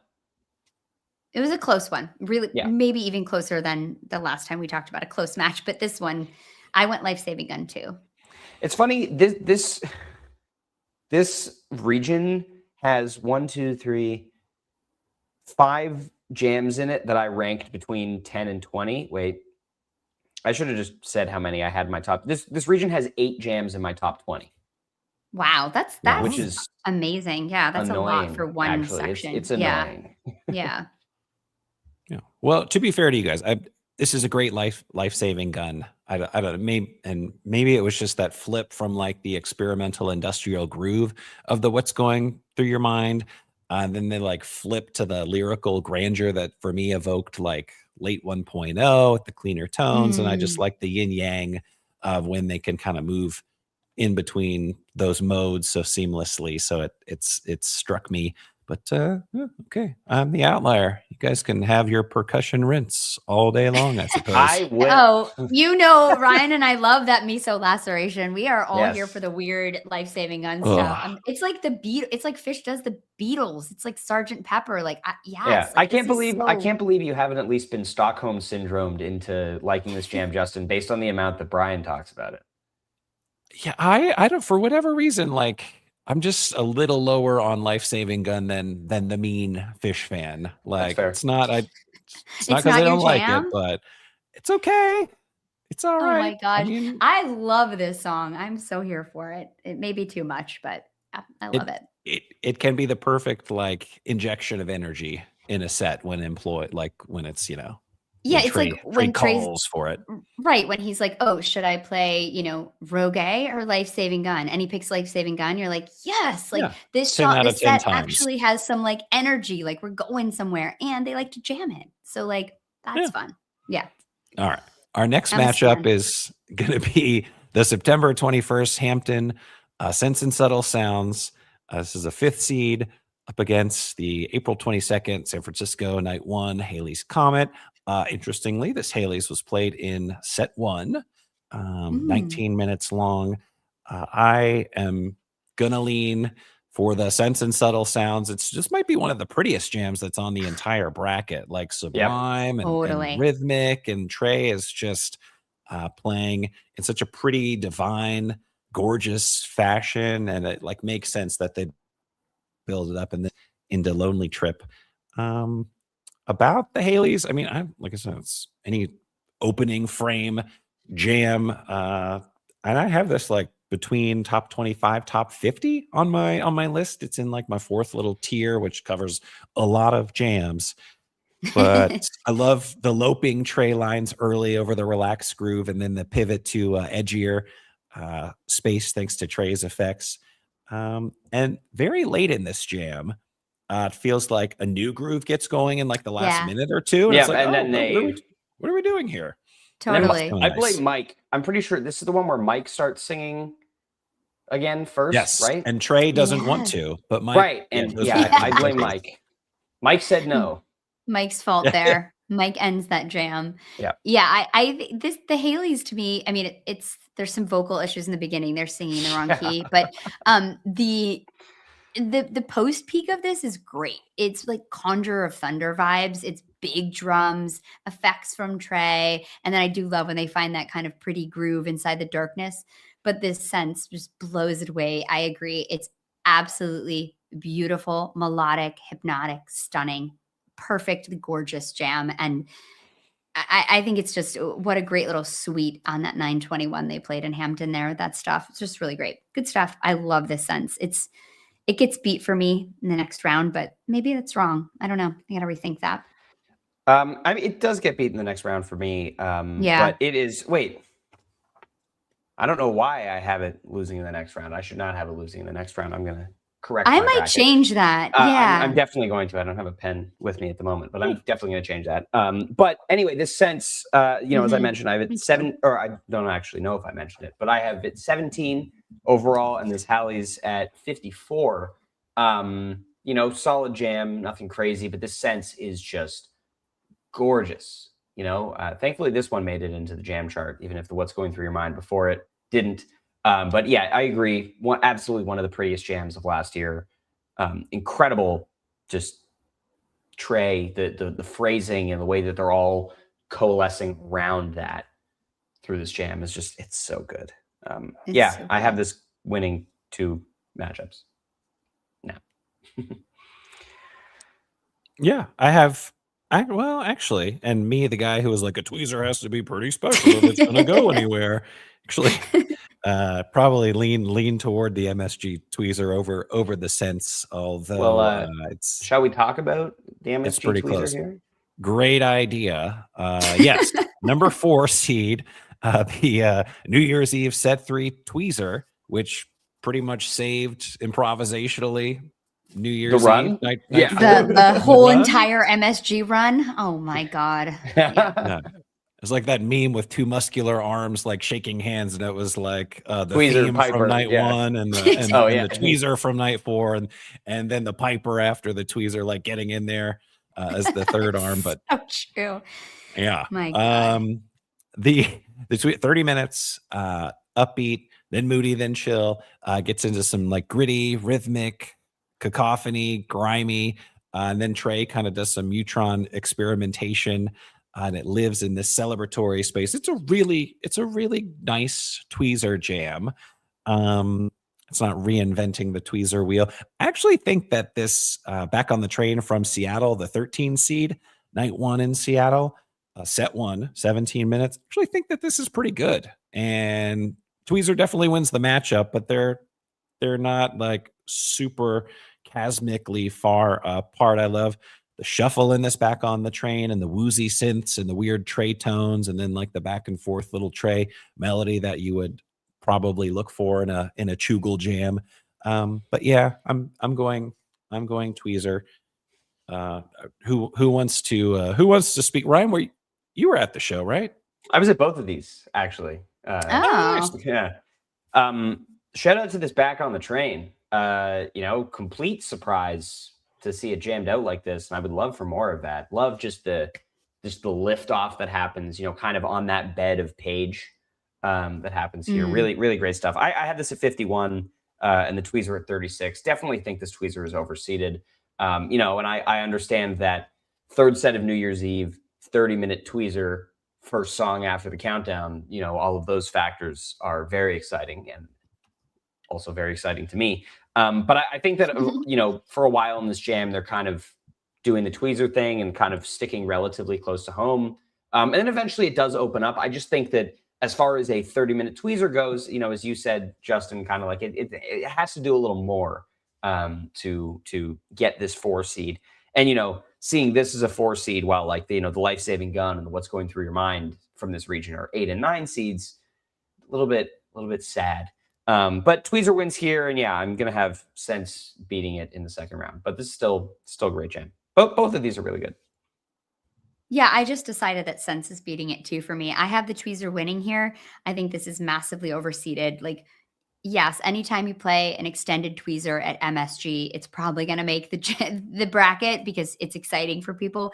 And yeah, this absolutely saved MSG run. Otherwise, my God, would have been really like destitute out there. But I think in the moment it was so exciting. I love how everybody left and they were like, we're no longer like performing, we're just jamming now. And it was like, thank God. I think that there was some of the stuff they get into with the juicy synths and the really deep bass from Mike reminded me a lot of the tube jam from the 30th on this run. It was really great. And the jam gets really dark, great use of effects in the end, really muscular, really great segue into Piper. And then they jam Piper. Like, yes, it's like good stuff, but definitely not a 4C jam for me, especially because it's a tweezer. And like you were saying, Justin, like we want a lot from those. So the Back on the Train is fantastic, though. It's the longest Back on the Train ever. It's a great jam, but definitely gets beat by the tweezer. And yeah, and the Sense beats both of them now, which is exciting. Nice. Right. Respect. Yeah, I love it. All right. Our next round, or excuse me, our next matchup, we're going to Forest Hills, the 6th seed from July 22nd, night 1, set to opening 28-minute Carini versus Some say that it's humid. Ryan got excoriated because he said, "Oh, it's humid here." I said it was then humid, and it was a It was vibe. not. It was were like, beautiful. "Bro." Whether Humid vibe in this No. Korea. Anyway, oh, in the Well, I in the- immediately- I said it was humid. I did say it No, was he humid. said and then, he was. and he then was Mr. speaking Meteorologist, atmospherically. yeah, Mr. Meteorologist, and also Brinkman, who wasn't there, reamed me out a little bit for that. It Well, was literally the mean, most yeah. perfect weather of all time, Yeah, all yeah, through Forest yeah. Hills and SPAC. It was literally like we'd never in New York in July get perfect weather like that. So I'm here to plant my flag and say it was absolutely I wasn't perfect. saying it in a bad way. It was, but it was great. Anyway, so the Forest Hills Carini. the Forest Hills Carini, and I did go to the weather maps, and the dew point was in the You did. 40s, which literally is undeniably dry, Not humid. It was perfect. Sorry, it's okay. But then the Forest Hills Okay. Carini, I feel like it travels in somewhat rote terrain, but like still, it's an enjoyable effort. I don't know. It's like when you listen to so much Phish, like you're like, yep. And I feel Totally. like maybe up until this, maybe set 1, I don't have the recall of Ryan, but up and like through set 1 is like, okay, like anytime we want to get rolling here. So Right, with yeah, this it's like- Carini, Yes. Do a okay, This is jam. when all it right. set off. This is like the beginning of like when Forest Right. Hills Yeah, became but great. And then they started that next like 5-show run of just unbelievable stuff. Yeah. right. Yeah. Led to good things, but like layered groove and then digital blips and then some peaceful searching. So it's not like they weren't being patient, but an organic rise to like a little rocking bluesy type space. And then it brightens, and the rising synths at like the very end of this jam kind of grabbed my attention. Thought maybe harmonically that was the most interesting thing that happened, but probably appropriately seated here as a 6 seed. So not gonna talk too much smack. Meanwhile, I think that this 11th seeded July 9th life-saving gun, me, who was just saying, it's an okay song. I think that this is underseeded here, actually. I think that the band is grooving in weird textures and like the reverse effects loops that Trey has going on, and then the pace picks up, but there's and Mike and there, but the pace picks up and they're like still keeping it weird, and then there's like some fluid cascading guitar runs late. So I actually am going to sneak the life-saving gun past this Carini in this matchup anyway. Okay. Is anyone else doing that? I have Carini here, though these are 37 and 38 on my list. So Yeah. it's pretty close. Yeah. I love the laid back nature of this Carini. I do agree that it does plot a little bit. But I think that fits within the overall vibe of the jam. It feels like they were, going for a very laid back kind of, we'll let the jam, kind of expand as it does. There's a couple of really cool moments of like interplay between Trey and Mike. And this jam is one really early on that happens where they hook up on that riff, and it's really cool. And yeah, this Life Saving Gun is this rhythm section powerhouse here. Really love the way that Mike drives them into that kind of off kilter weird section. And yeah, this could go either way. I have Carini, but again, not mad if Life Saving Gun wins. Yeah, I think they're pretty well matched. I was just looking at the set list from this Forest Hills show, and I remember during the first set, I was like, I went to the bathroom, and I was kind of like, oh no, yeah, I was just like, I was on the floor. What's happening? Yeah, so I couldn't go to the bathroom. I didn't move from like an hour before the show until after the show ended. I remember because I could see you on the floor, and I was like waving to you, but I remember I went to the bathroom, and I was like, what's happening? And then this jam happened, and this is the longest ever Carini, which is wild, but it's super melodic, really hypnotic. I agree with everything you have all said about it. Nice segue into Tweezer. It's one of those like average great jams. And the Life Saving Gun, it's really rhythmic, really driving, really great way to end a set. Like it reminds me of 12:30:23. I think it's the first time it was played in the first set, and it closed the set, and it just puts that just like boom, like we're crushing heading into set break. And that's kind of, you want your team to feel like on top when you go to set break. So I points for that, but I have the Carini beating it. All right. Sounds good. Next matchup is going to be the 3 seed, which feels a little high to me. Yes. September 13th, Birmingham, night 1, Gin. We mentioned this is the end of set. Yeah. This is the end of set 1 with this big Gin into Jim. I will say though that for a bathtub Gin, we go into some interesting places here, and more on that in just a second. But going up against the July 20th Twist from Chicago, night 3, 13 minutes. It's in from Sense, so it needs less time to get into that jammy place, I think, as it's more of a continuation of the improv from before. But just about the Twist real quickly, melodic and rhythmic tray riffing. It's gorgeous, nice ballooning synths as a contrast, and it grows louder and fuzzier and more anthemic with some of that big tray sustain. But I think this Gin is kind of special, and I give the edge to the Gin, even though it is overseated. How it goes from a bouncy kind of scrunky groove, and then snarls, and then pauses, and then it's almost like Beneath a Sea of Stars, ethereal sort of a section in the back half, and then it swells organically into a whole bunch of peaks. So for a Gin jam, this is doing some pretty special things. But just for any run-of-the-mill Phish jam, it's very good. But I don't think it's 3 seed good. Yeah, I totally agree. I think it's overseated. I give it the win over the Twist here, but I would like to listen to them back to back again. But I think that it's the way that Fishman has those fills and rolls that feel really creative in the middle are awesome. And there's almost a maybe We're the Visitors vibe from Page at one point. It gets, like you were saying, that ethereal section. It reminded me of some of the synth work he does on that album.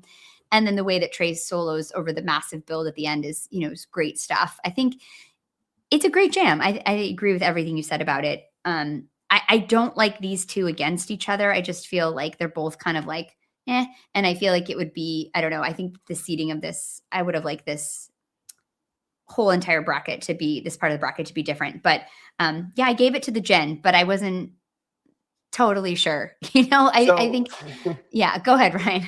So here's where I'm going to disagree with both of you heavily. I had this Gin ranked 13 overall. Really? Yeah. Okay. But this is my shit. This is probably my favorite kind of Phish. Just that ambient, synth forward, kind of quiet, patient. And I feel like they don't hit that much. And I just, every time I listen to this Gin, I'm just so in love with that style of jamming. And so I know I have this way higher than a lot of people. I mean, it's overseeded by my rankings. It should be a 4 seed based on my list. But I have this winning here and beating the Forest Hills Carini in the next round. But I can't get enough of that middle section where they just really just lay out and exist on top of that bedrock of synth from Page. And as you said, Justin, the way that they build that into the peak and back into gin is really, really great. I'm surprised that you guys aren't higher on it, but you know, I To know be that fair, I that's haven't my I thing. haven't listened to it in a while. I'm just going off my notes. I didn't get to listen to it again. It was on my note, like my plan to listen to it again today, and I didn't get to it, but I will listen to it again because I wasn't sure who should win over that Carini or Gin. Justin, who do you have winning over that for the next round? Recall I had the life-saving gun edging out the Carini, so Yeah. then I And then do probably you have would the Gin over the life-saving I gun? would give the edge to the to the gin over the Yeah. life-saving gun, but this is all these are pretty close matchups in spite of like the seeding Yeah. variations. Yeah, this is like the only blank spot on my bracket because I wasn't sure who I would give it to. So I'll listen back. Yeah. Mm, And It's a see. close one. Yeah. all right. Yeah. Well, we've got our final two matchups here. Our 7 seed, April 25th, Light from Hollywood, night 1. This is 20 minutes against our 10th seed, Mexico, night 3, Fuego. I actually have these, and again, I do tiers and not like discrete ranking. So I kind of had these scored similarly. I will give the edge to the Fuego, although it's also a Ah. really close call. Mm. I like in the Fuego, like the rhythmic exploration and the weird tones that are in the back half. Like Yeah. specifically, there are some chirpy effects that go alongside Mike's synth bass, and it's just like a whole band groove that's exploring but still has propulsion. And Trey doing an industrial thing, but like the light is fantastic. I think it's appropriately seated. I think the Fuego is a little underseated. Oh boy. But Phish, no, I No. think You guys are gonna love where I have these ranked. okay, all right. I like in this light, like fish. I have Fishman Octopus Groove, which you know is definitely like an accolade and democratic and weird, but not too insanely weird. And then as Trey like starts to sear slowly with Page's piano help, Page on piano when Trey starts ascending in a jam is like Robin to Yes. Batman. It's like I'm here to help. Ready? Yeah. Let's do this. Like heard it a Totally. million times, but it works every time. Yeah. But it works here because it follows like some sludgy play, and the contrast there just kind of does it for me. But so yeah, I guess I'm leaning Fuego here. So I What do have you this have, Brian? light. What do you have, Ryan? I have this light at 9 overall. And this Wow. Fuego at 16 overall. So not the 7 and a 10 by my list, but I think this light, much like the San Francisco Ruby Waves, is 20 minutes of just incredibly focused improvisation that does a few different things really, really well. And I love that you kind of have those lighter tones and the way that it gets super weird towards the end. You know, there's maybe a little bit of attendance bias there, but I feel like it's held up on tape for me really well. And I just think it's one of those jams that feels really focused all the way through. This Fuego also incredible. Again, I had it at 16 overall, and another matchup that I just hate that this is the first round. Yeah. You know, you get more of that weird, you know, kind of that industrial stuff that tends to happen in extended Fuegos a good amount. Another good Mexico standout, but I have light here. You know, 9 overall, and I hate that it's losing in round 2. Yeah, I have the light too. I love this jam. You know, I there's just a saturation to the beginning of it. It's so rich. And then I do agree, Justin. I love when the piano comes in those peaks. It's like, but the best part of this jam to me is the last 5 minutes. It's really rich texture, but just this life affirming percussion. It's so good. And how it fades out with these like really sweet notes to end. It's pretty lovely. And the Fuego, though, is awesome. It's compelling driving right away. I was thinking about what you were saying yesterday, Justin, about how Fuego often so much of the jam stays within the song. And I really think that works in this version. It has this huge monster thrashing peak, but you're still inside Fuego. And I like that because Fuego is like a great container for, energy and peaking. But then there's this post catch situation where they're just kind of grabbing onto a dark thread and just tearing into it, and the soundscapes and the computer noises, and there's like a groove jam, and there's this shifting in tone on top of the classic style of jamming again, like I was talking about earlier. But this time, computer noises over the groove. I think this jam is fantastic. I had a really hard time with this matchup, really hard. I went with the light, but it was tough for me. I think they're much closer than the seating says. Yeah, Higher. and the more we talk about it, And I could really go either way. So Yeah. I'm not gonna die on this Fuego hill. They're both good. All right. Final matchup, and it is interesting how Fuego is one of those songs where it just seems like the container is a little more firm. Yeah. Like I was saying yesterday, and that's okay. That's not a knock. It's just like they can still do very interesting stuff within the confines or like the limitations of Fuego. So it's really a great example. In fact, I think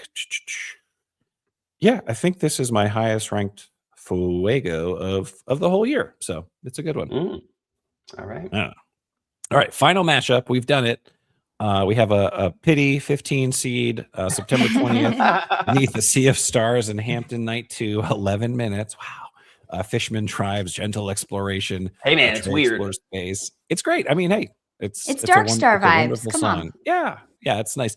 And then going up against the SPAC Twee Prize number 5 of 6. This is the one after the Golden Age and set to 23 minutes. Yeah. This is the big one. And yeah, this is the 2 seed here. And even though I think as a 2 seed, this is like a bit generous. Obviously, it's going to beat out the 15 seed here. But what did you guys think about this? I guess specific Twee Prize. I mean, I have it this is ranked at 8. Yeah. So I think it's fairly ranked as a 2. And I mean, there's so much going on in this jam. Like, yes, there was the novelty factor of it's a 23-minute Tweezer reprise. And it's in this incredible show that they played Tweezer reprise 6 times in.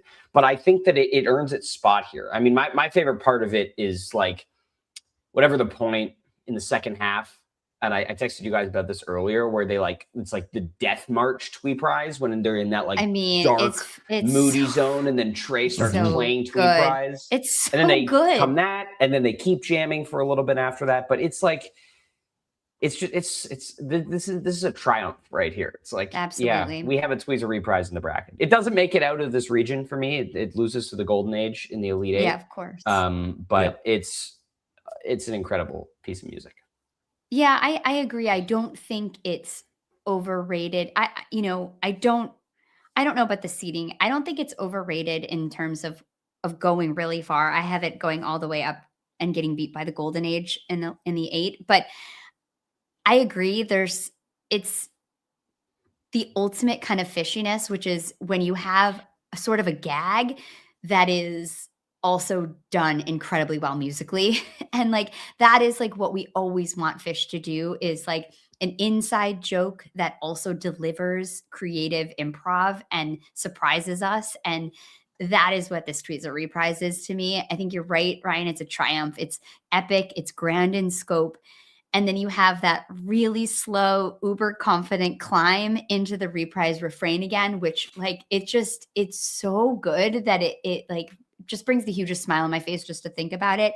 And the fact that they're able to deliver this year, the fact that they're able to deliver a gag, but massive jams within the gag. And I think they're doing that. They did that on New Year's Eve. They did that here. And that to me is what is incredible about 4.0, is that we just don't do the gags. Like, you think about like 1.0 and they would do a Tweezer fest or a Segway fest. It would just be like a bunch of songs and it would be like funny and cute. This is like, we're doing that, but we're playing 20, 30-minute jams inside of it, and they're compelling. And that is like why Phish is the best band in the world. So yeah, I'm bringing this all the way through till the Golden Age, because It's a triumph. I like how you said that. It's perfect. And but Beneath Sea of Stars, spacey, eloquent, absolutely beautiful. And I just want to say about that jam, which is so weird, but it works, is the end, how Gotta Jaboo comes out of it. Like, who would ever think that you would have this? It's like, perfect. it's so good. It works so well. My notes are, it doesn't seem right, but it was perfect. And it really was. Like, it was so, Jaboo like creeps out, and Jaboo It just is such a, emerges yeah, out of the and Jaboo is like like, deep space. Yeah. it's such a funny, like, to me, Jaboo is like, I'm in North Carolina and it's set one at an amphitheater and I'm hearing Got to Jaboo. You know, that's what Jaboo is to me. And then here it is, like, coming out of this like eloquent, spacey jam. I'm like, who would do this? And it works. Only Phish. It's Yeah. great. So I yeah. love it as a set 2 landing pad. But all right, that brings us to the end of this 2025 Phish Jam of the Year bracket breakdown that we've done here. This has been a blast. These last couple of days, and we get to celebrate finishing this by going and watching the first Phish show of 2026 here in a couple hours, which I am very, very excited about. I don't know about you guys. Yeah, I'm excited too. Yeah, I can't wait to see what this year's about. I think they're gonna have some good energy. We've had 2 really great years of Phish in a row, maybe 3, 4. I don't know. It's been a really good run. So let's keep it up. Some would say that 2022 is the only relative down year of 4.0 so far. I think that's fair. Yeah, I would too. And even by down year, like not quite on the level of everything else. But I think the last 5-6 years have been, or 5 years, I guess, have been incredibly strong. Yeah, 4.0 is. Yeah, consistency. I am interested in just sort of like philosophically thinking about what direction Phish is going to take their improvisation. Will there be themes that sort of like unfold as the year wears on? It does feel, like some of the industrial grooving, like we've been at that for a while. I wouldn't be surprised if maybe we like pivot back to some cleaner tones and maybe get into some more like melodically thematic jams where some beautiful melody that Trey has come up with repeats itself. And maybe we get those themes across various jams, across various runs. Who knows? Kind of a fun, exciting thing to think about when they haven't played any shows yet. And as they play a 7-minute like Rogue and in the 3 slot and set 1 tonight, I'll be like, hell yeah. Yeah, we'll see. Yeah. We'll see how it goes. We need some more songs. I think we're definitely due for some new Phish. So hopefully that will be happening. And with Sphere coming up will be exciting. That'll be big jams. And I'm wondering if, maybe they'll have a new album for us and do a Halloween run. So that if that happens, then we'll be having some really good stuff coming up. Yeah, that usually bodes well. The Dick and Ball rumors. No, what's that? No, that they're playing. The rumor is that they're playing Dick's and then Ball Arena in Denver for Halloween. Oh my Dick and God! But no, I think one thing I would like to see them carry over from 2025 that we'll know tonight is the trend of strong tour openers. So let's have a strong show tonight. Let's have a 4/18/25 level tour opening show tonight. Yeah, 6/20/25. Let's do it. Yeah, and we've got the Sphere too in April, which I'm excited to be going to. Justin. I'm curious as a Vegas resident. I know the first time it was 4, and it was like if I can get a ticket. Tickets seem to be more accessible for this run. How many Sphere shows realistically are you going to try to hit, or have you not thought that far ahead yet? I mean, I didn't get any tickets in the lottery. I didn't, as I tried to like poach some singles, I didn't have any success with Ticketmaster, and I haven't really looked into it since then. I saw 2 of the 4 when they played the Sphere the first time, and the night 4, I had perfect seats and just had the 100% Sphere experience, and it was everything that I hoped it was going to be. And I like couldn't even wrap my mind about ranking that show and those jams against shows and jams I was just hearing. Like the experience was its own special thing. But man, those are expensive tickets. And like, I'm just pumped here in Las Vegas, bit of a jam band desert. The one time we get great shows is when Phish comes into town or Dead & Co. comes into town, R.I.P. Bobby. and we have after shows. So like I'm jazzed to catch Aggie a couple of nights, Graham Lesh with Jake and Donnie from Aggie, and then I'm jazzed for some Taper's Choice the third Disco week. Biscuits? We'll see. You know. You can go to the Biscuits. You can catch the first hour of Biscuits and then go to work after the Thursday show. Yeah, I literally could. Wow. I'm like 10 minutes away from Brooklyn Bowl where most of these after shows happen. But That is bold. like they'll wrap up around 3 a.m. and that's when I have my first meeting at work is 3 a.m. So we'll see. I mean, I might get lucky and like find a ticket or get a last minute ticket, but honestly, I'm like a little pessimistic, but that's okay. If you haven't been to the Sphere yet, you're gonna have an amazing time and it's gonna blow your mind. I mean, I haven't seen Phish in Vegas since 1996, so I'm pretty excited to see Phish in Las Vegas. Yeah, Megan, awesome. I'm sad we're not. I'm sad we're not going the same weekend, Megan. But It is I'm such a excited bummer. to see Aggie with I know. Justin. I know that's gonna be fun. I know it's a gonna be bad fun. weekend. No Eggie and no Ryan, but it's okay. You'll be okay. Yeah, You'll see I'm Justin at pretty the excited. Biscuits. Yeah, exactly. Right. Mine's about to get You into never his know. Biscuits phase. Aren't they opening for Goose this summer? They are, Ryan may yeah. start Yeah, a it's Biscuits back, 4th pod of sooner July. than later. Yeah. Well, Phish plays tonight. That is the moral of the story here. And maybe we'll talk about these shows at some point soon. That'd be fun. Yeah. Maybe. So stay tuned for that. But this has been really fun the last couple of days. Thank you to everybody for tuning in to the inaugural episodes of the HF Pod hiatus band. Yeah, thanks everyone. This was really fun. I really enjoyed doing my first Jam of the Year bracket and podcast with you guys. Thanks so much. Welcome. Justin, before we wrap up, you want to take a second to tell people where they can hear you podcasting other than this? Oh yeah. Vice or Virtue and Aggie Pod. And what was my last? Oh, my last episode was with Brian. I brought Brian out of retirement, and we Yes. did a top 20. He had a 3-week retirement. He didn't last long. We knew it wouldn't. We had a top 20 Aggie 2025 Jody draft, and I let him pick segments, Ryan, and boy, did he ever. That's the only reason he'll come on. Yeah. With my first pick, I'm choosing most of set 2 from Minneapolis on February. Okay.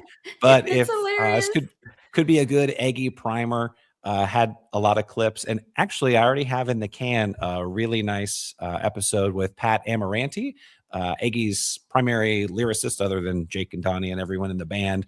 And it was a great conversation. And I'm excited to put that out.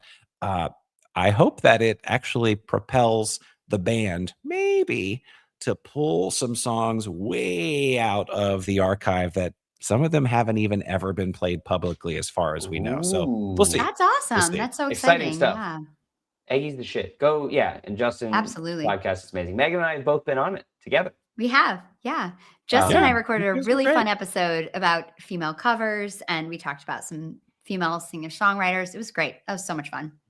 Yeah. Well, this is fun to do with you guys. And Phish, first love. So it's nice to nerd out about Phish too. Yes. And for those of you, if you don't know where else to hear me talk about jam bands, I talk about Goose a lot on a podcast that. called Always Almost There, just a little bit.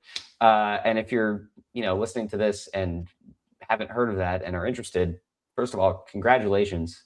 That's impressive. Second of all, yeah, like if you're 2 hours into this podcast, I'm assuming you know that I also do a Goose podcast. But like, if you don't, go check it out. It's a lot of fun. It's very we're in good. bracket season right It's a now. great podcast. Peter of Goose will be joining us in 2 weeks to talk about the bracket live. It's going to be fun. Awesome. That's awesome. And Megan, do you have anything else to plug right now? Well, I have an interview with Cotter that is waiting to get management purgatory. clearance. So if anybody wants to push Goose management to hear it, I have an awesome 30-minute interview with Cotter, and he's great, and he's just super generous, and we have a really, really fun conversation. And we talk a lot about Goose's jamming and how they practice jamming and what they talk about, and it's a killer interview. So let's hope it sees the light of day soon. There we go. All right. Well, thank you again, everybody, for joining us here today. It's been an absolute pleasure for this episode. hope you enjoy. Hope you have a great day. Enjoy the Mexico run. I'm assuming most people listening to this right now will be on the couch. But looking forward to that. And we will see you out there very soon. Thank you very much for listening or watching.